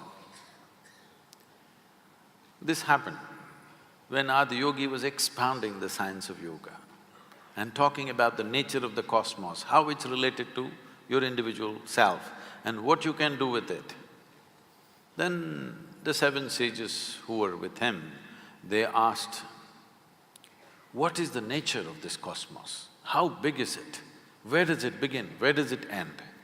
So he laughed and said, your entire cosmos, I can pack it into a mustard seed. Because your ideas of time and space are essentially because you're living within the framework of your intellect. If you cross that dimension, then there is no such thing as time and space. Everything is here and now. So, traveling through time, space, no, it means nothing to me because it's difficult to express, difficult to articulate. If I sound little… I have a reputation of being very logical, but if I sound illogical or silly to you, you can blame it on my jet lag. I just come from United States after 6 weeks, so you can say, maybe he was jet lagged, that's why Sadhguru is saying something silly. But I'm fine. I'm saying this because you can't fit the universe into your silly little logic. Today's human being is too overly enamored with their own logic that they're missing the entire life. The gamut of phenomena that's happening in the existence is missed because the only way you can accept anything is it has to fit in to the square hole of your logic. Anything that doesn't fit into your logic, you will reject. In this, you rejected the entire cosmos. In this, you have rejected the magic of life. You have become a slave of logic and completely missing the magic of life. So, this time, space, all this stuff is because intellectually you're trying to dissect the universe and try to understand this. Tell me if you sit here, suppose you're very joyful, do you see, you will not know how the day passed off. And if you're depressed, do you see the day won't pass? So time is a consequence of the miserable nature of human existence. If you are truly blissed out and ecstatic, you wouldn't know what is a day, what is a year, what is a lifetime. You wouldn't know. There have been times I sat down, I didn't realize, I thought it's 5 minutes, but people gathered around and started molesting my feet. Well, because in their understanding, I sat there for many days or whatever. This idea of time and space is a very convoluted idea simply because people are stuck in the framework of their logic. My work, my fundamental work is to take people beyond the framework of logic into the true magic of existence, our own existence. But it takes a lot of time. Still, my reputation is of being very logically correct because I'm still trying to woo them, still wooing them, you know. For the real thing to happen, they will take a long time, unfortunately, because they have become such slaves of their logic. What is the first thing you notice when you meet a person? Just everything. Everything. Everything. Past, present and future.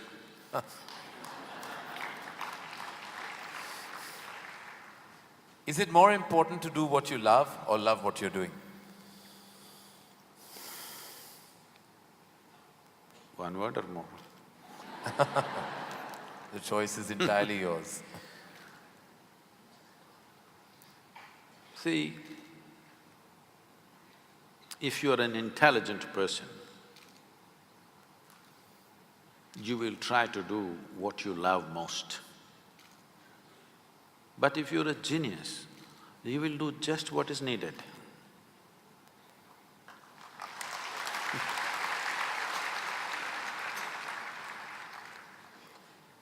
If you could be invisible for a day, what would you do?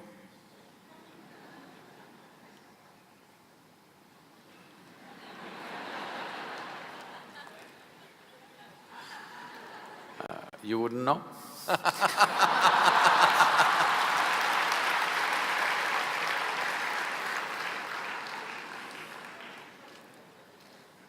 With due respect, what is your biggest weakness? Biggest? What is your biggest weakness? See, what normally people treat as weakness in their lives.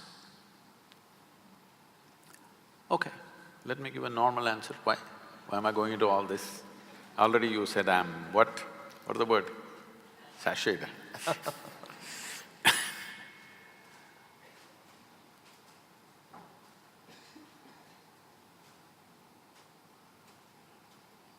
My biggest weakness is, I love danger. Without danger, I cannot live. I need to do something which keeps me on the edge of being mortal, being alive and dead. I want to walk that line all the time. Every day I'm stepping on it one way or the other. Is it a weakness? I don't think so, but people think, Sadhguru, you shouldn't risk your life like this. But if there's no risk, I feel I'm not being… because most of the time in my life, for whatever I'm doing, I don't feel tested. It's only in moments of danger that I feel little tested. So my weakness is, I like to be stretched, you know. For all the time when I was riding across India and later on I started driving, my only wish was that to find a machine which will test my skills. Always found the damn things broke down if I took it to my limits. These days recently, I'm beginning to get to do a few machines which are testing me, whether I can push it all the way or not. Maybe that's because of my age. If I had met them much younger, I think I would You have… would have managed to work around them. One thing the world doesn't know about you. They don't know a thing about me.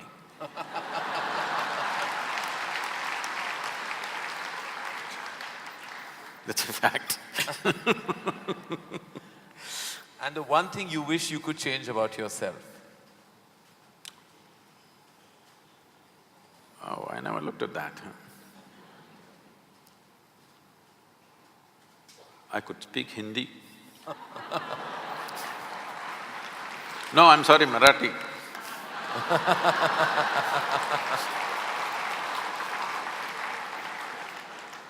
The one thing you wish you could change about the world. Oh, a lot of things. One.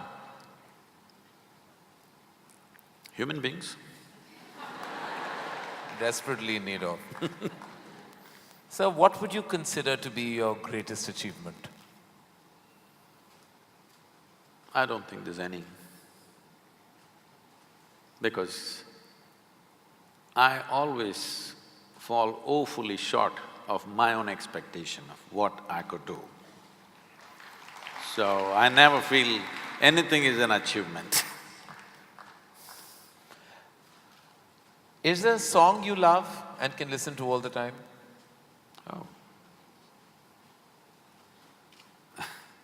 I somehow…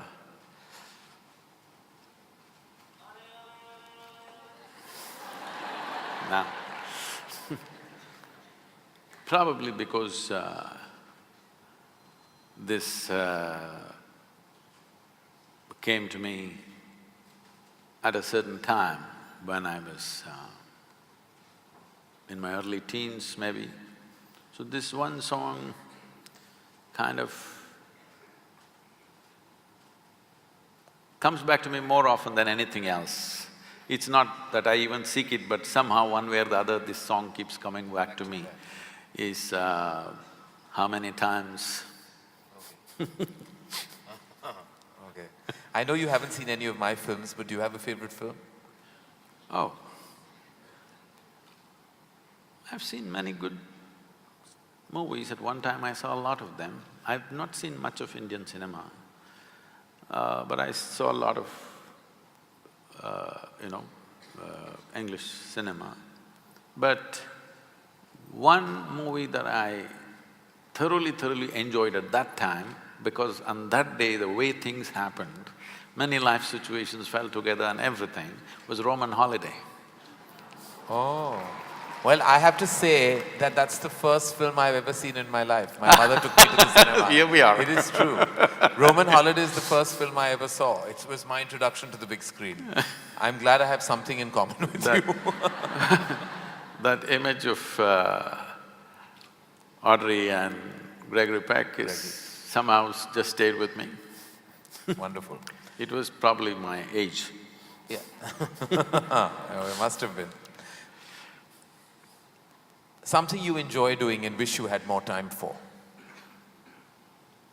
I wish I had more time, because I made myself like this, that there is nothing that I enjoy or do not enjoy. I make sure I enjoy everything that I do, including simply sitting quietly or talking to somebody or doing whatever, because my activity is not limited to one area, so many things. If you did not enjoy everything that you do and do not do, you will go insane trying to manage so many things. But I will not go insane, because I enjoy being alive. Activities, anything is okay. Everything I do, I enjoy. Small things, big things, every kind of thing. Most profound things and silly things, I enjoy thoroughly. Should us all. Lastly, in a biopic made on you, who would play you?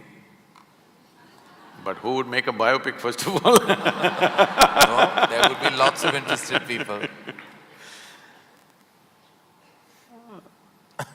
Maybe you should animate. I don't think you would want that. Well, that is the end of the rapid fire, and you totally deserve the hamper that doesn't exist on this platform. But it's a virtual hamper that I've given to you with my love, gratitude, and deepest amount of respect. Thank you.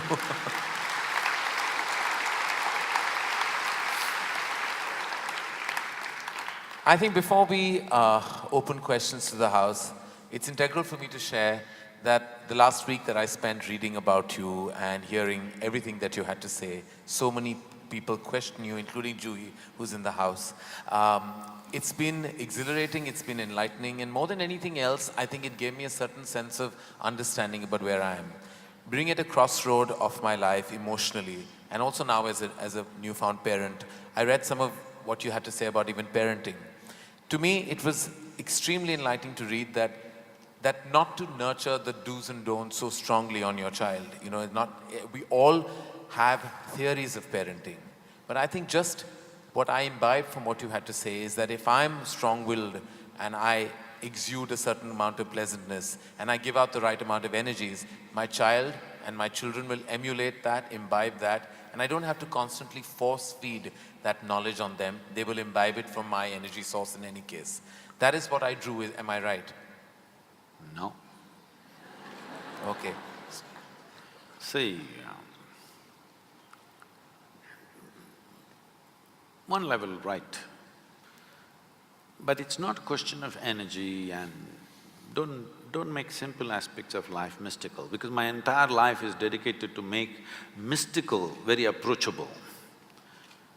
But generally in the society, people are trying to make simple aspects of life mystical. Rearing a child is not a mystical dimension of life. It's… millions of people have done it. For thousands of generations, people have done it. We are not reinventing anything here. It's just a simple biological process. Every creature does it. A bird is teaching its offspring to, find the worm, and the worm is teaching its offspring to escape the bird. All kinds of things are happening in their own way. Similarly, human beings are doing it, but as we get more educated, we become more fussy about it. There was a time that a whole lot of parents had 8, 10 children, they did not even know their names, number one, number two, they called them. But they grew up somehow. They just provided the basic ecosystem and they just grew up. So let's not make it too whatever, because you can easily… because today is a time of just one child or two children, and we become totally, overly emotional about what is ours, and we lose perspective of what is the reality. A child will grow up anyway. If they're nourished, they will grow up. Now, what should they grow up as? Should they grow up confused? Should they grow up strong? Should they grow up stable? Should they become sage-like? Should they become something else? That's a question. What they should become in the world is a social issue. That will be decided by the times in which they grow up and the exposure that they have. Now you become a filmmaker, not because you're intrinsically a filmmaker, because you're in Mumbai, you come from that kind of family and the atmosphere around you is like that, naturally you choose that. Suppose you were somewhere else, let's say 1,000 years ago you were somewhere else, would you be thinking of filmmaking? No, you would be thinking something else. So what we do in our lives is just a circumstantial thing. Let's not read too much into it. The question is, when we have children, how complete and joyful and wonderful are they? Because every life is aspiring not to do this or that. Every life is aspiring only to become a full-fledged life, that's all. Whether it's a worm, insect or plant or tree, they're only aspiring to become a full-fledged life. There is no other aspiration in life, including ourselves. Only problem with the human being is, we know what is a full-fledged worm, we know what is a full-fledged mango tree, but we don't know what is a full-fledged human being. This is the only problem. My work is just this, to make people perceive, not understand. You must understand the difference or the distinction between perceiving, experiencing and understanding, not understand. but perceive and experience what it means to be a full-fledged human being. And that's all that must happen to your children and every other children, every other child on the planet. What should happen? They must become full-fledged life, that's all. For this, they need an ecosystem and nourishment, not teaching from another time, because you belong to another time, you're past. You may not like it, I'm not saying as a director you're past, I'm saying in terms of time compared to your children, you're past, okay? So one important thing that we need to do when we have children is not to help them not to get overly identified with us. This is to make an investment, heavy investment, child means, but not expect any return. This is difficult for a stock market world, how to make an investment without return. But this is what bringing up a child means. You want to make a heavy investment, no return expected. This is all. If you want to… because I've… in raising my girl, I won't go into the lengthy affair, but I made sure nobody teaches her anything, nor did I teach her anything. No 1, 2, 3, no ABC, no Mary had a little lamb, because I don't care whether Mary had a lamb or not, you know. People said, Sadhguru, the way you're bringing up this girl, she won't know how many fingers she has. I said, I don't care whether she knows how many fingers she has, as long as she knows how to use her fingers. Why should she know this is 10? She thinks this is 100. Actually, this used to happen. When she was just… because I just exposed her to nature. As much as possible, I exposed… if there is nothing else, at least I took her up on the terrace and showed her the stars, which you can't do in Mumbai. You will show other kinds of stars in Mumbai. So, she would look up at the sky and say… she would call me by name, first name, and say, Jaggi, 10 stars.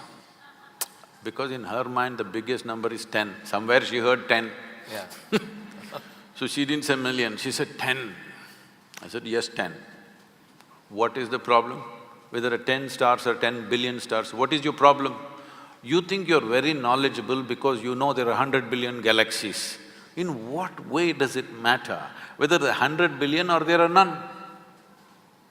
What way does it matter? Because you are not seeing stars, you are only seeing the reflection in your mind, isn't it? If you spend time to know the nature of what makes you experience all this. So, she asked me once something, so I just told her just this is all you need to know about life. Never look up to anybody. She looked at me like this. I said, not even me, because the value of me will be completely lost the day you look up to me. You must look at me just as I am, then you will see immense value for who I am. If you look up to me, you will miss everything and one day you want to hang me on your wall. As you did to everybody else, to Rama, Krishna, Buddha, Shiva, everybody, you hang them on your wall, you will hang me also on your wall. You will miss the entire value, you missed all those guys. Now you will miss me also. You must look at me just the way I am. Never look up to anybody, never look down on anybody, this is all.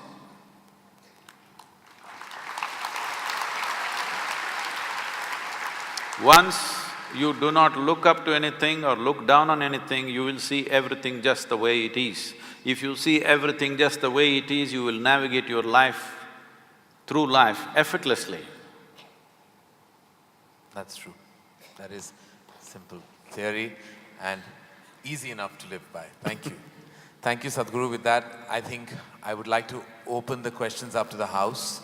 And I'm sure we have a volley of questions, which I can already see hands going up in the air. I don't even know where to start. Okay, yeah.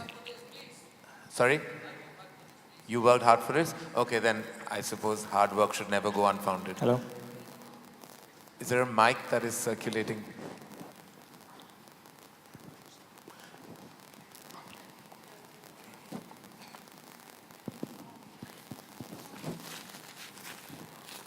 Okay, you can shout it. Yeah, you seem, if you have worked hard, you can scream loud. Yeah, there you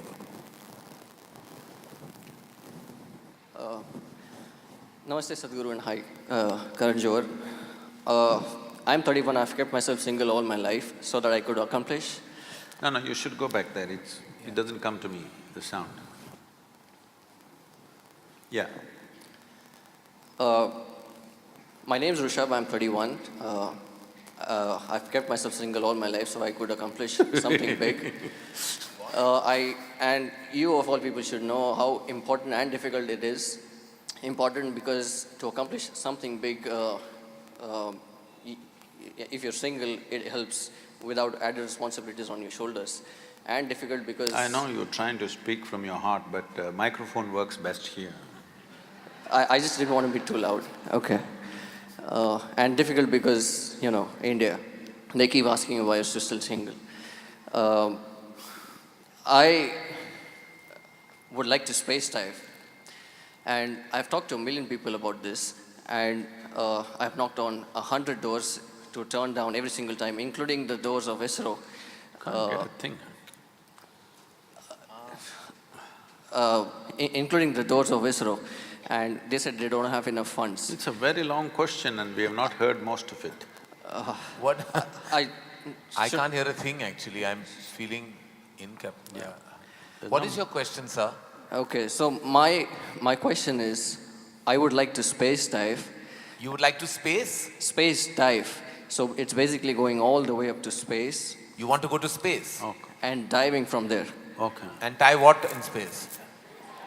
It's a space dive. Space dive? Yes. Oh, you want to space dive? Yes. Okay.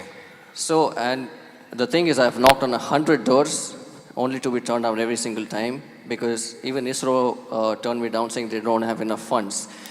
Space dive is important because India has gone leaps and bounds forward in space technology, but in the human space technology, it's way back. My question to you, Sadhguru, is, my biggest weakness is I like to live in danger. My question to you, Sadhguru, is where do I find an organization that will help me with the discipline, yoga and meditation, that will help me with this? And where do I find a person, most preferably a movie director, they'll fund this project, understand the importance of it, understand the importance of this project, that India needs a human space program, fund it, and make a movie out of it which has less drama, less songs, and more of how a person struggles to get the mission accomplished. Okay. And get rich. We got the question. You took a long time to get to the question, but… He wants to space dive, he wants me to make a movie, he wants to help. No, he wants money. He wants money. My dearest 31-year-old, that's all I heard, that you were 31. If I had money, the last thing I would do is give it to you to space dive. There's many things that I would do with that money, and yours is not on my bucket list. But would you like to answer his space diving? The day after tomorrow, that's on 5th. Day after tomorrow is… I'm sorry, tomorrow is 5th. Tomorrow evening. Tomorrow evening, I'm at the ISRO at Sriharikota for the launch. Let me see if I can attach you to the rocket. Yeah.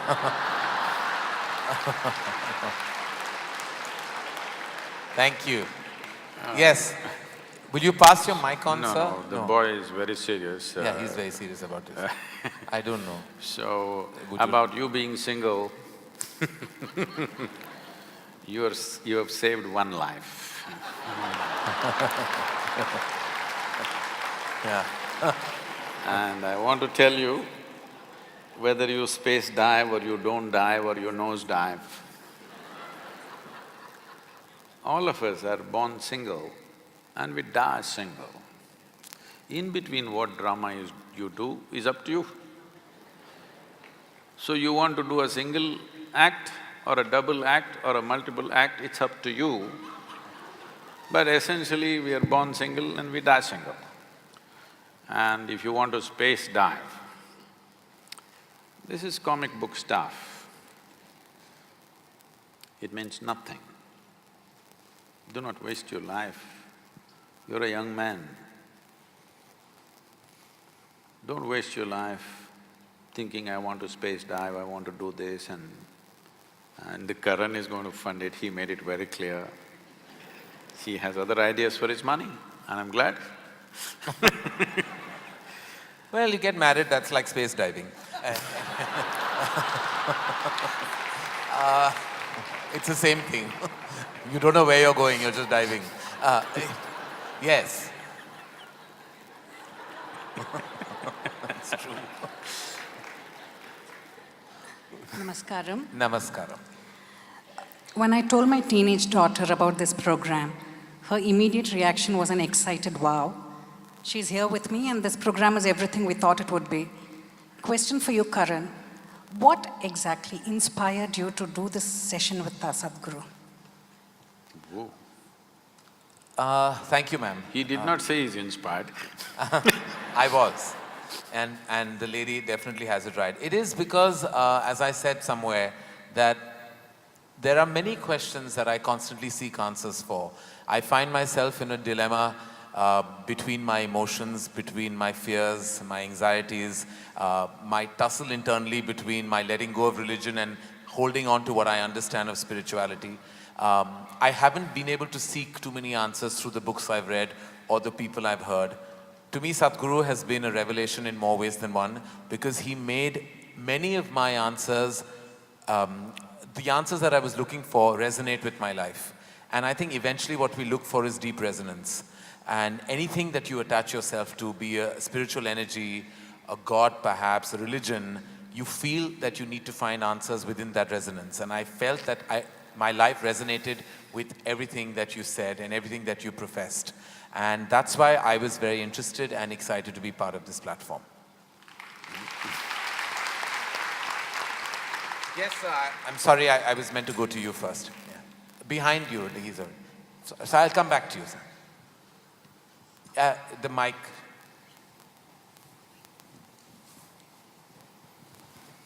Thank you. Namaskaram, Sadhguru. Hello, Karan. Hi. There are two questions. If the first one is answered, I don't need the second one's answer. There's a request. Can I please get a hug from you, Sadhguru? Hey, why don't you try him?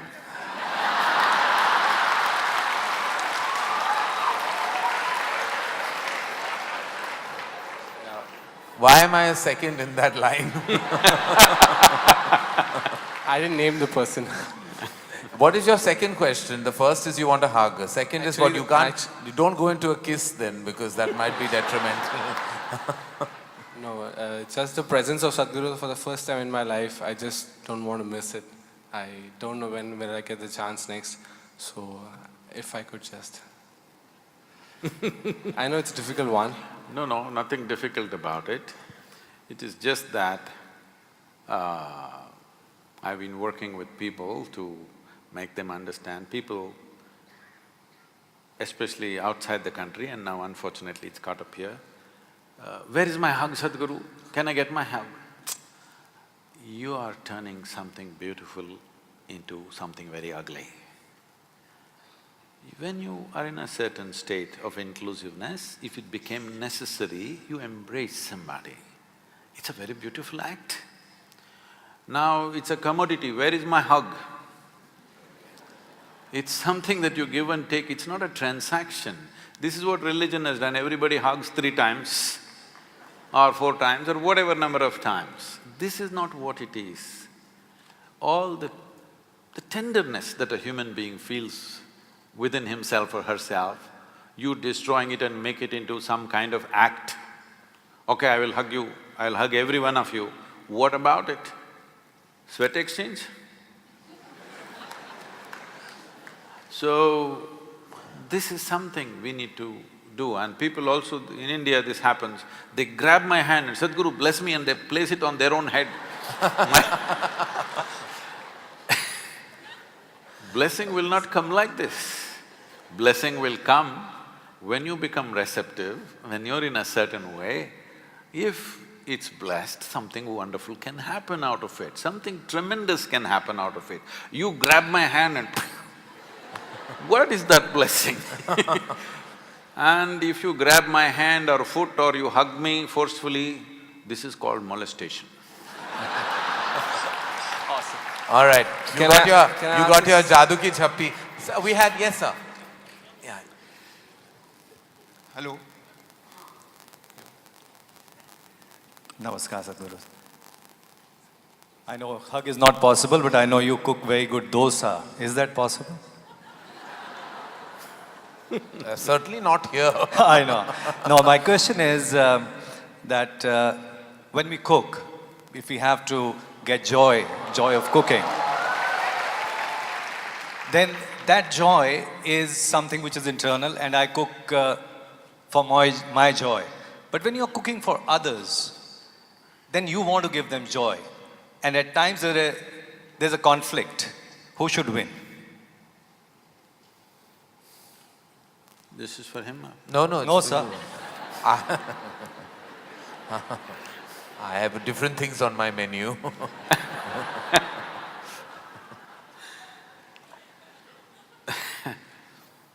See, let us not make everything. This is the most fundamental thing of what's being spiritual, or spiritual process means just this. Essentially spiritual process means this, that you live here like only you exist, nobody else but you. Because you see everybody as yourself and there's no issue. People ask me, Sadhguru, wherever you go, whether it's 10,000 people or 100,000 people, how do you speak? Well, I'm talking to them like if I had the habit I don't have. If I had the habit of talking in front of my mirror, how I would speak to myself, that's how I'm speaking. There is no… what I'm doing is not some kind of oratory or discourse, I'm just talking like I would talk to myself because I don't see anybody but myself. So, spiritual process means just this, that in some way you became all-inclusive. In your experience, you became all-inclusive. So, one thing that has disappeared from your life is comparison and competition. Comparison starts and then it transforms itself into competition and then it goes into ugly things.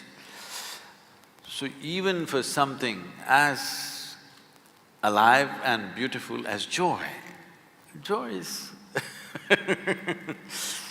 joy is the most important aspect of your life, you know. That is, joy means your experience of you being… your existence is fantastic. Your experience of your existence has become beautiful, that's why you're joyful. Now, I'm not joyful because I make the best dosas, not you, okay? Not because I make the best dosas, nor will I be super joyful because I eat whatever the best things that you cook. Before I come into your restaurant, I'll be very joyful. If you make something good, I will eat joyfully. If you make something good, very joyfully I will push it aside. But with your good cooking or bad cooking, you can't steal my joy, nor can you give my joy. I want you also and everybody in the world to become like this, that somebody else cannot determine what happens within you. Because… Yes, ma'am. You are calling fundamental sense of slavery that you get into with beautiful names, this is dangerous. So, anyway, people are saying wonderful things about your cooking. They've not said anything about you, but they've said wonderful things about your cooking. I would like to eat one day. I don't know if I can afford it, but Yes, ma'am. We get a mic for you, ma'am. Namaste, Sadhguruji. My name is Devika Patel and I'd like to ask you a question because you're a mystic and even otherwise, please don't say I don't care because many people out here I'm sure do. My question is, what do you think of reincarnation? Do you believe in it? And if so, can you elaborate on the subject and let us know what you were in your last birth? Thank you.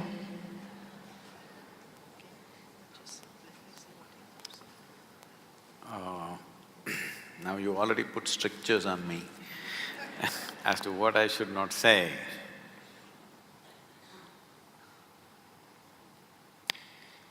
For me,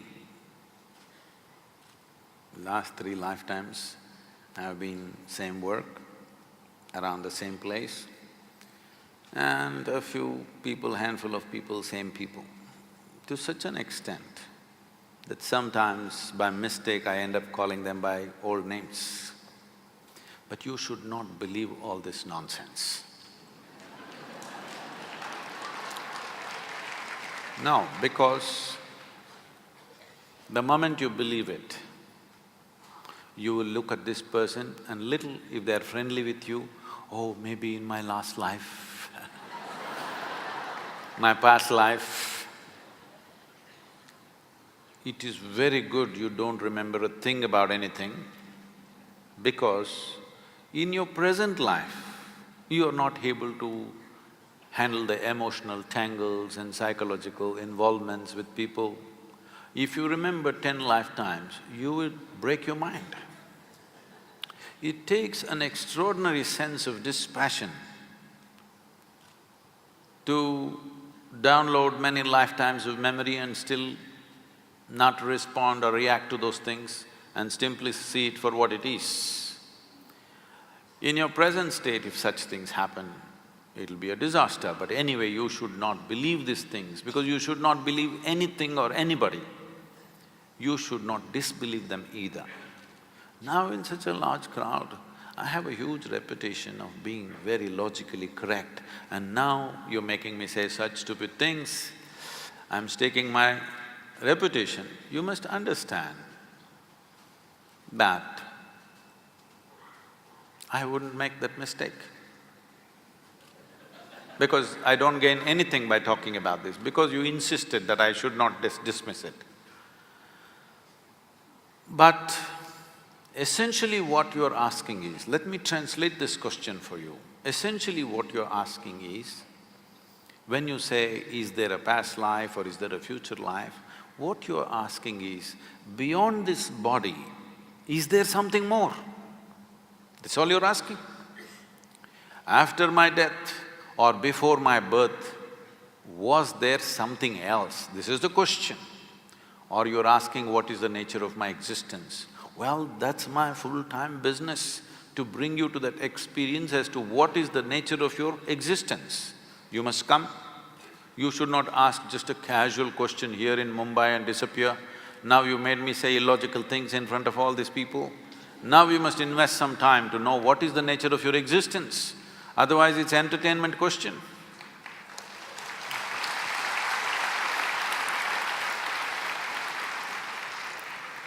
I don't know, you have a color you like? Don't ask. He's working hard, but after him, I'm afraid of hard working. Yeah. Yes. Hard working in blue. No, we'll get you a mic. We have just 2 questions after this gentleman. Yeah, I'm going to get there, right there. Namaskaram, Sadhguru. Please somebody give a mic to that lady who's up there with her hand up after this boy is over. Yeah. Pranam, Sadhguru. Sadhguru, my name is Aishwarya Nigam, and I have been to the ashram many times and I have read many of your books. You must quickly come to the question. The question is, Sadhguru, I am stuck here and I want you to please guide me. Tell me in a child's language what is the answer and what is the solution. I don't want to give importance to my own thoughts and emotion. Tell me how. Please make me understand. I don't know when will I get this mic again. Although I am always in your presence, but I want the answer, Sadhguru. I don't want to give When you get out of this hall, start walking south. If it's a genuine question, if it's a question which truly matters, you must seek. I would have gone to the ends of the world if I found somebody who could answer the billion questions I had. If really it matters to you, the question, you must seek. If you think going south is the answer. If you don't think so, you shouldn't bother with me. If you think so, you shouldn't waste a moment of your life, because I want everybody to at least be straight and some basic integrity to your life. You ask big questions and you leave it and go and sit in the matinee show. I'm not saying you should not go to the matinee, I'm sorry. I'm saying the wrong things, wrong examples. That's fine, no offense taken. So, I want you to understand, somebody came and asked me recently, Sadhguru, are you a devotee of Shiva? I said, you fool, did you ever see me sitting somewhere and doing Shiva puja? Did you see me? My entire bloody life, I've invested in you, all right? There is nothing else I do except constantly seeing how to raise people to the next step. And you are asking me, I am a devoted to somebody, I'm bloody devoted to you and you're not seeing it? So, when you ask this question, I take the question seriously, I believe you're genuine. But then you go and get drunk today evening. I am not against any of those things, a matinee or drink or this or that. All I am saying is, you must have some integrity to your life. When you ask a big question, you must make the investment, isn't it, of time and energy? You must invest life. Because to bloody answer this, I've invested my entire life. Yes. Sadhguru, you had pointed out there was… yes, to the lady right at the back. Right at the back. I have a question. One moment, sir. We're just going to the lady and then we'll get… who's that person? Sure. She still doesn't have the microphone, he's on now. Okay, you're on the mic. All right, go ahead. Namaskaram, Sadhguruji. My question is, what can be the greatest change one can bring to our life to make it more blissful in this birth? You got to change. You have to… You got to change, I You got to change. There's nothing else. You think by doing something else this will become blissful? No. This one has to change to become blissful. Yes, the lady. Has she got the mic? Yes. Just reaching you, ma'am. Namaskar to one and all. So my question is, I get very attached easily, and now I feel I'm very attached to my responsibilities. So how do I break this bondage? And if I really want to do something for myself, not for anybody, just to feel the joy that I've been listening to you, if I want to really feel that joy, how do I break the bondage of responsibilities and move ahead? And how do I overcome my attachments?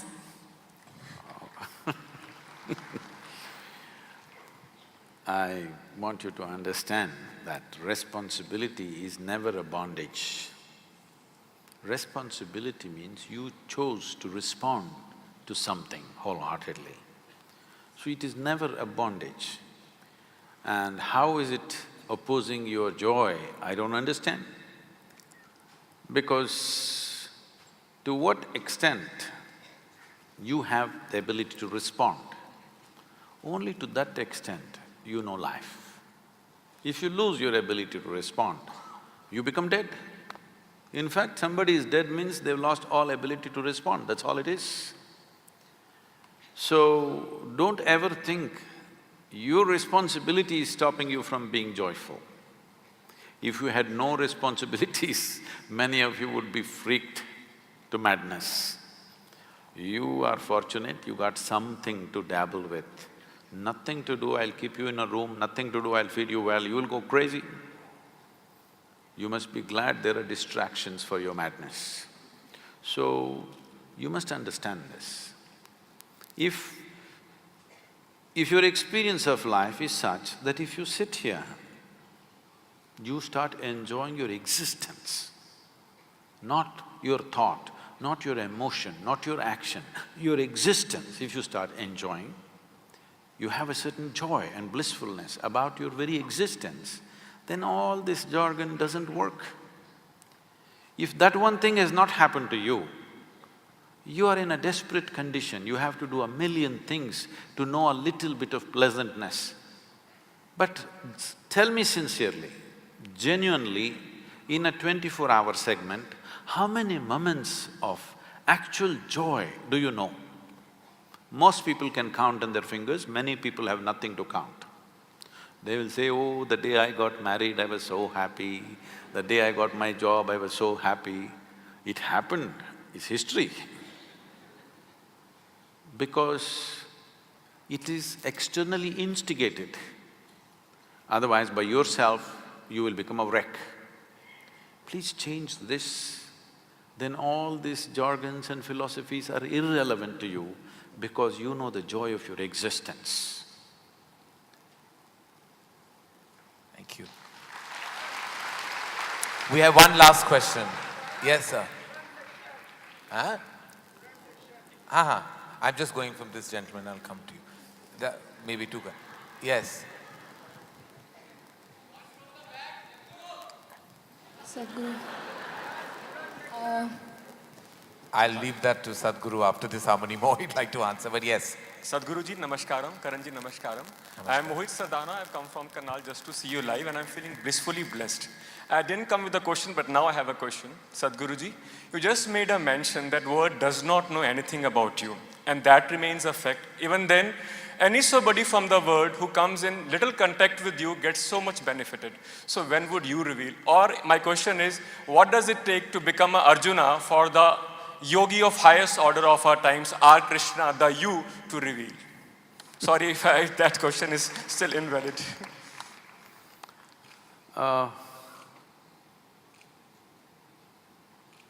This is difficult to articulate without sounding all wrong. Because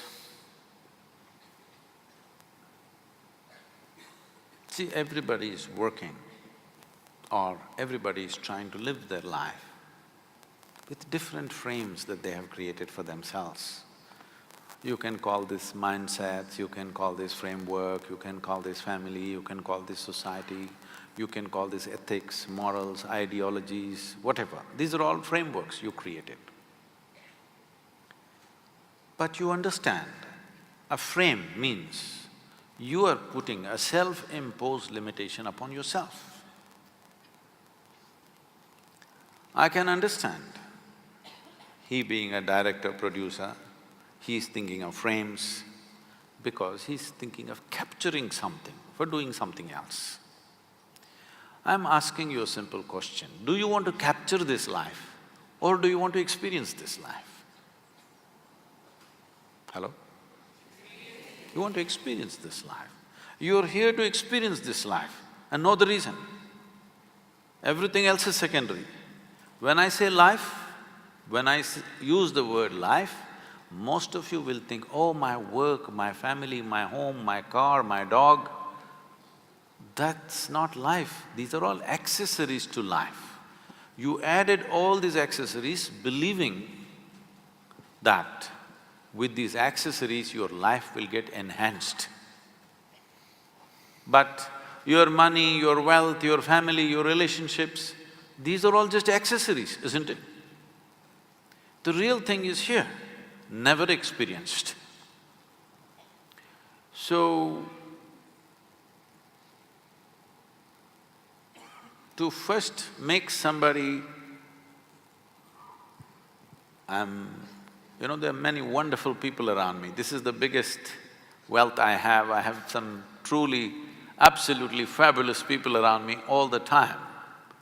They won't let me pass through a single day without tears of joy, love, ecstasy. Without witnessing this, a single day won't pass for me, no matter which part of the world I'm in. I don't think there's better wealth in the world, in the physical world, in the human societies than that constantly you're surrounded by people who are shedding tears of love and ecstasy. Having said that, their experience might have become beautiful by being in a certain presence, by realizing a few things, but still, they still have frameworks. Because very few individuals have the sense of… a total sense of abandon to be here without framework. As long as you're with the framework, we can add one drop here, one drop there, one more drop means it'll break. So in my life,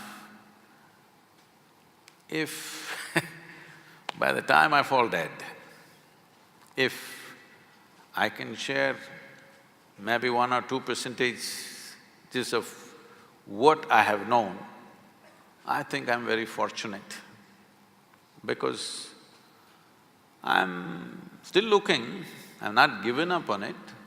There can always be 1 or 2 individuals who will come up. We have been working on them, preparing them so that somebody can exist here without any sense of frames, without any sense of what will be lost. There are many people around me who, in every action that they do, they're not saying it verbally, in every action that they do, they show that they're willing to die for me. I keep reminding them in 1,000 ways, dying for me is not the answer.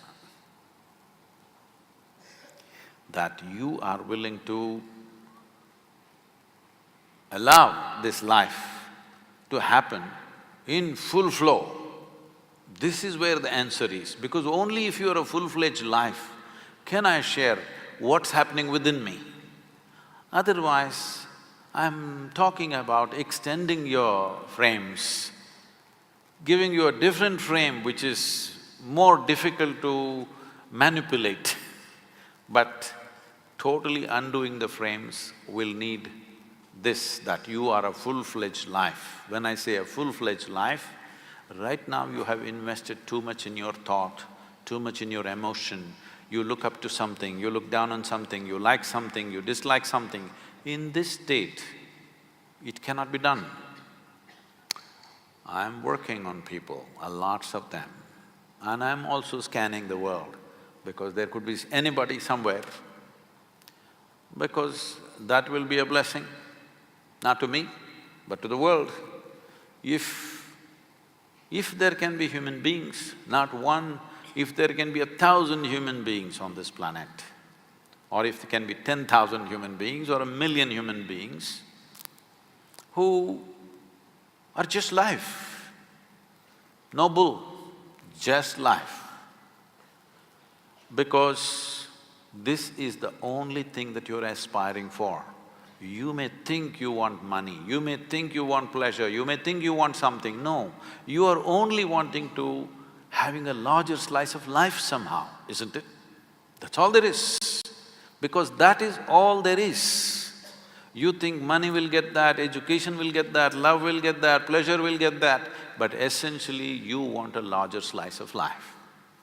So if you want in slices, we will cut it and serve it because we have to keep you going, otherwise you'll run away. But I want to see you a day when I can throw life at you just like that, without making slices out of it. That would be a great day. Make it happen, because I want to change. I want to change the perception of what is street. If you say street, if you use the word street, people will think booze, people will think drugs, people will think prostitution, all the ugly things. If we do the right things, in the next 20-25 years, we can change this, that street means beauty, street means love, street means meditativeness, street means spiritual process, street means the highest things. We can do this if we are willing. We have the tools, we have the means. Why I'm saying this is never before. Many great beings have come, but nobody had the means that we have today. Krishna came, a gentle being, when he spoke, only one man heard, yes, and another man overheard. When Adiyogi Shiva came, only 7 people heard. Today we have the ability, we can sit here and speak to every human being on the planet. Never before this was possible. Now we have such an ability to communicate. If we do not communicate the right things, we are committing a crime against humanity. So when we have this kind of power to communicate, whatever is the highest dimension of life should become street. My essential work is this, to bring down spirituality from mountain tops to street. That's why my language is little street. Not at all. With that, I'm sorry we won't be able to take any more questions. We've reached the end of this conversation with the mystic, and thank you, Sadhguru. Thank you for your words, your wisdom, and everything that you always bring to the energy table of our universe. Thank you so much. It's truly been an honor. Thank you. And thank you to all of you for being a wonderful audience. Thank you.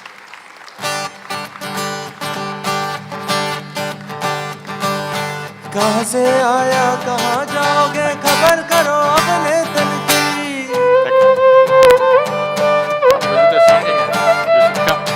कहाँ से आया कहाँ जाओगे खबर करो अपने तन की कोई सतगुरु मिले तो भेद बतावे खुल जावे अंदर खिड़की खुल जावे अंदर खिड़की जावे अंदर खिड़की कहाँ से आया कहाँ जाओगे खबर करो अपने तन की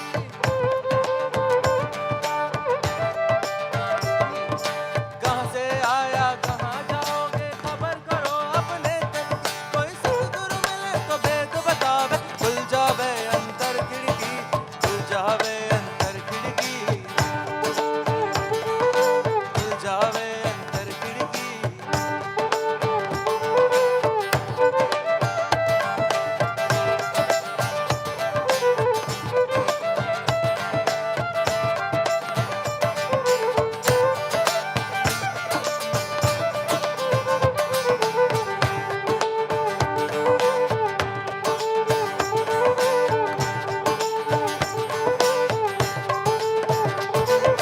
बाहर बैठा ध्यान लगावे भीतर सूरत रही अटकी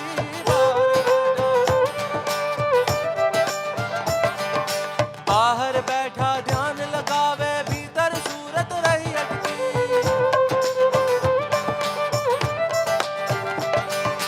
बाहर बंदा भीतर गंदा बाहर बंदा भीतर गंदा मन मैला मछली गटकी मन मैला मछली गटकी मन महला मछली गटकी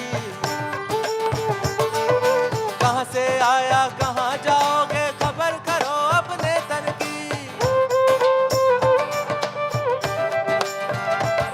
कोई सतगुरु मिले तो भेद बतावे खुल जावे अंदर खिड़की खुल जावे अंदर खिड़की खुल जावे अंदर खिड़की खुल जावे अंदर खिड़की खुल जावे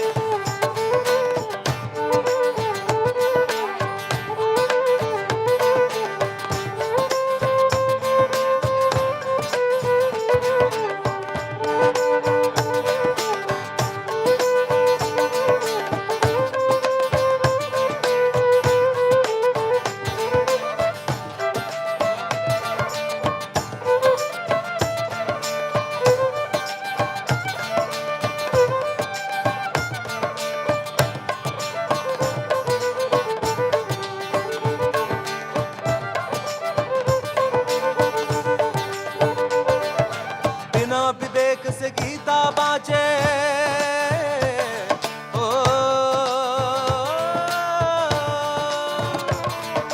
बिना विवेक से गीता बाँचे चेतन को नहीं लगी झटकी बिना विवेक से गीता बाँचे चेतन को नहीं लगी अरे गावे बजावे लोग रिझावे गावे बजावे लोग रिझावे आवागमन मेरी या भटकी आवागमन मेरी या भटकी आवागमन मेरी या भटकी आवागमन मेरी या भटकी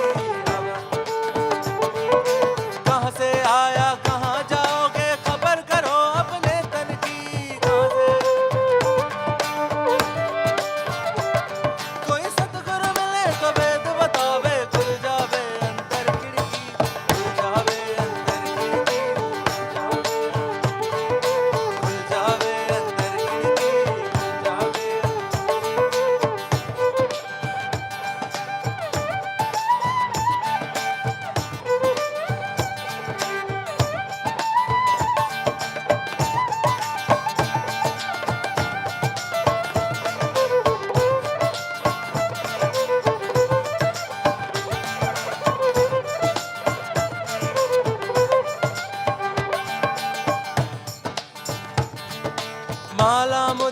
तिलक छापा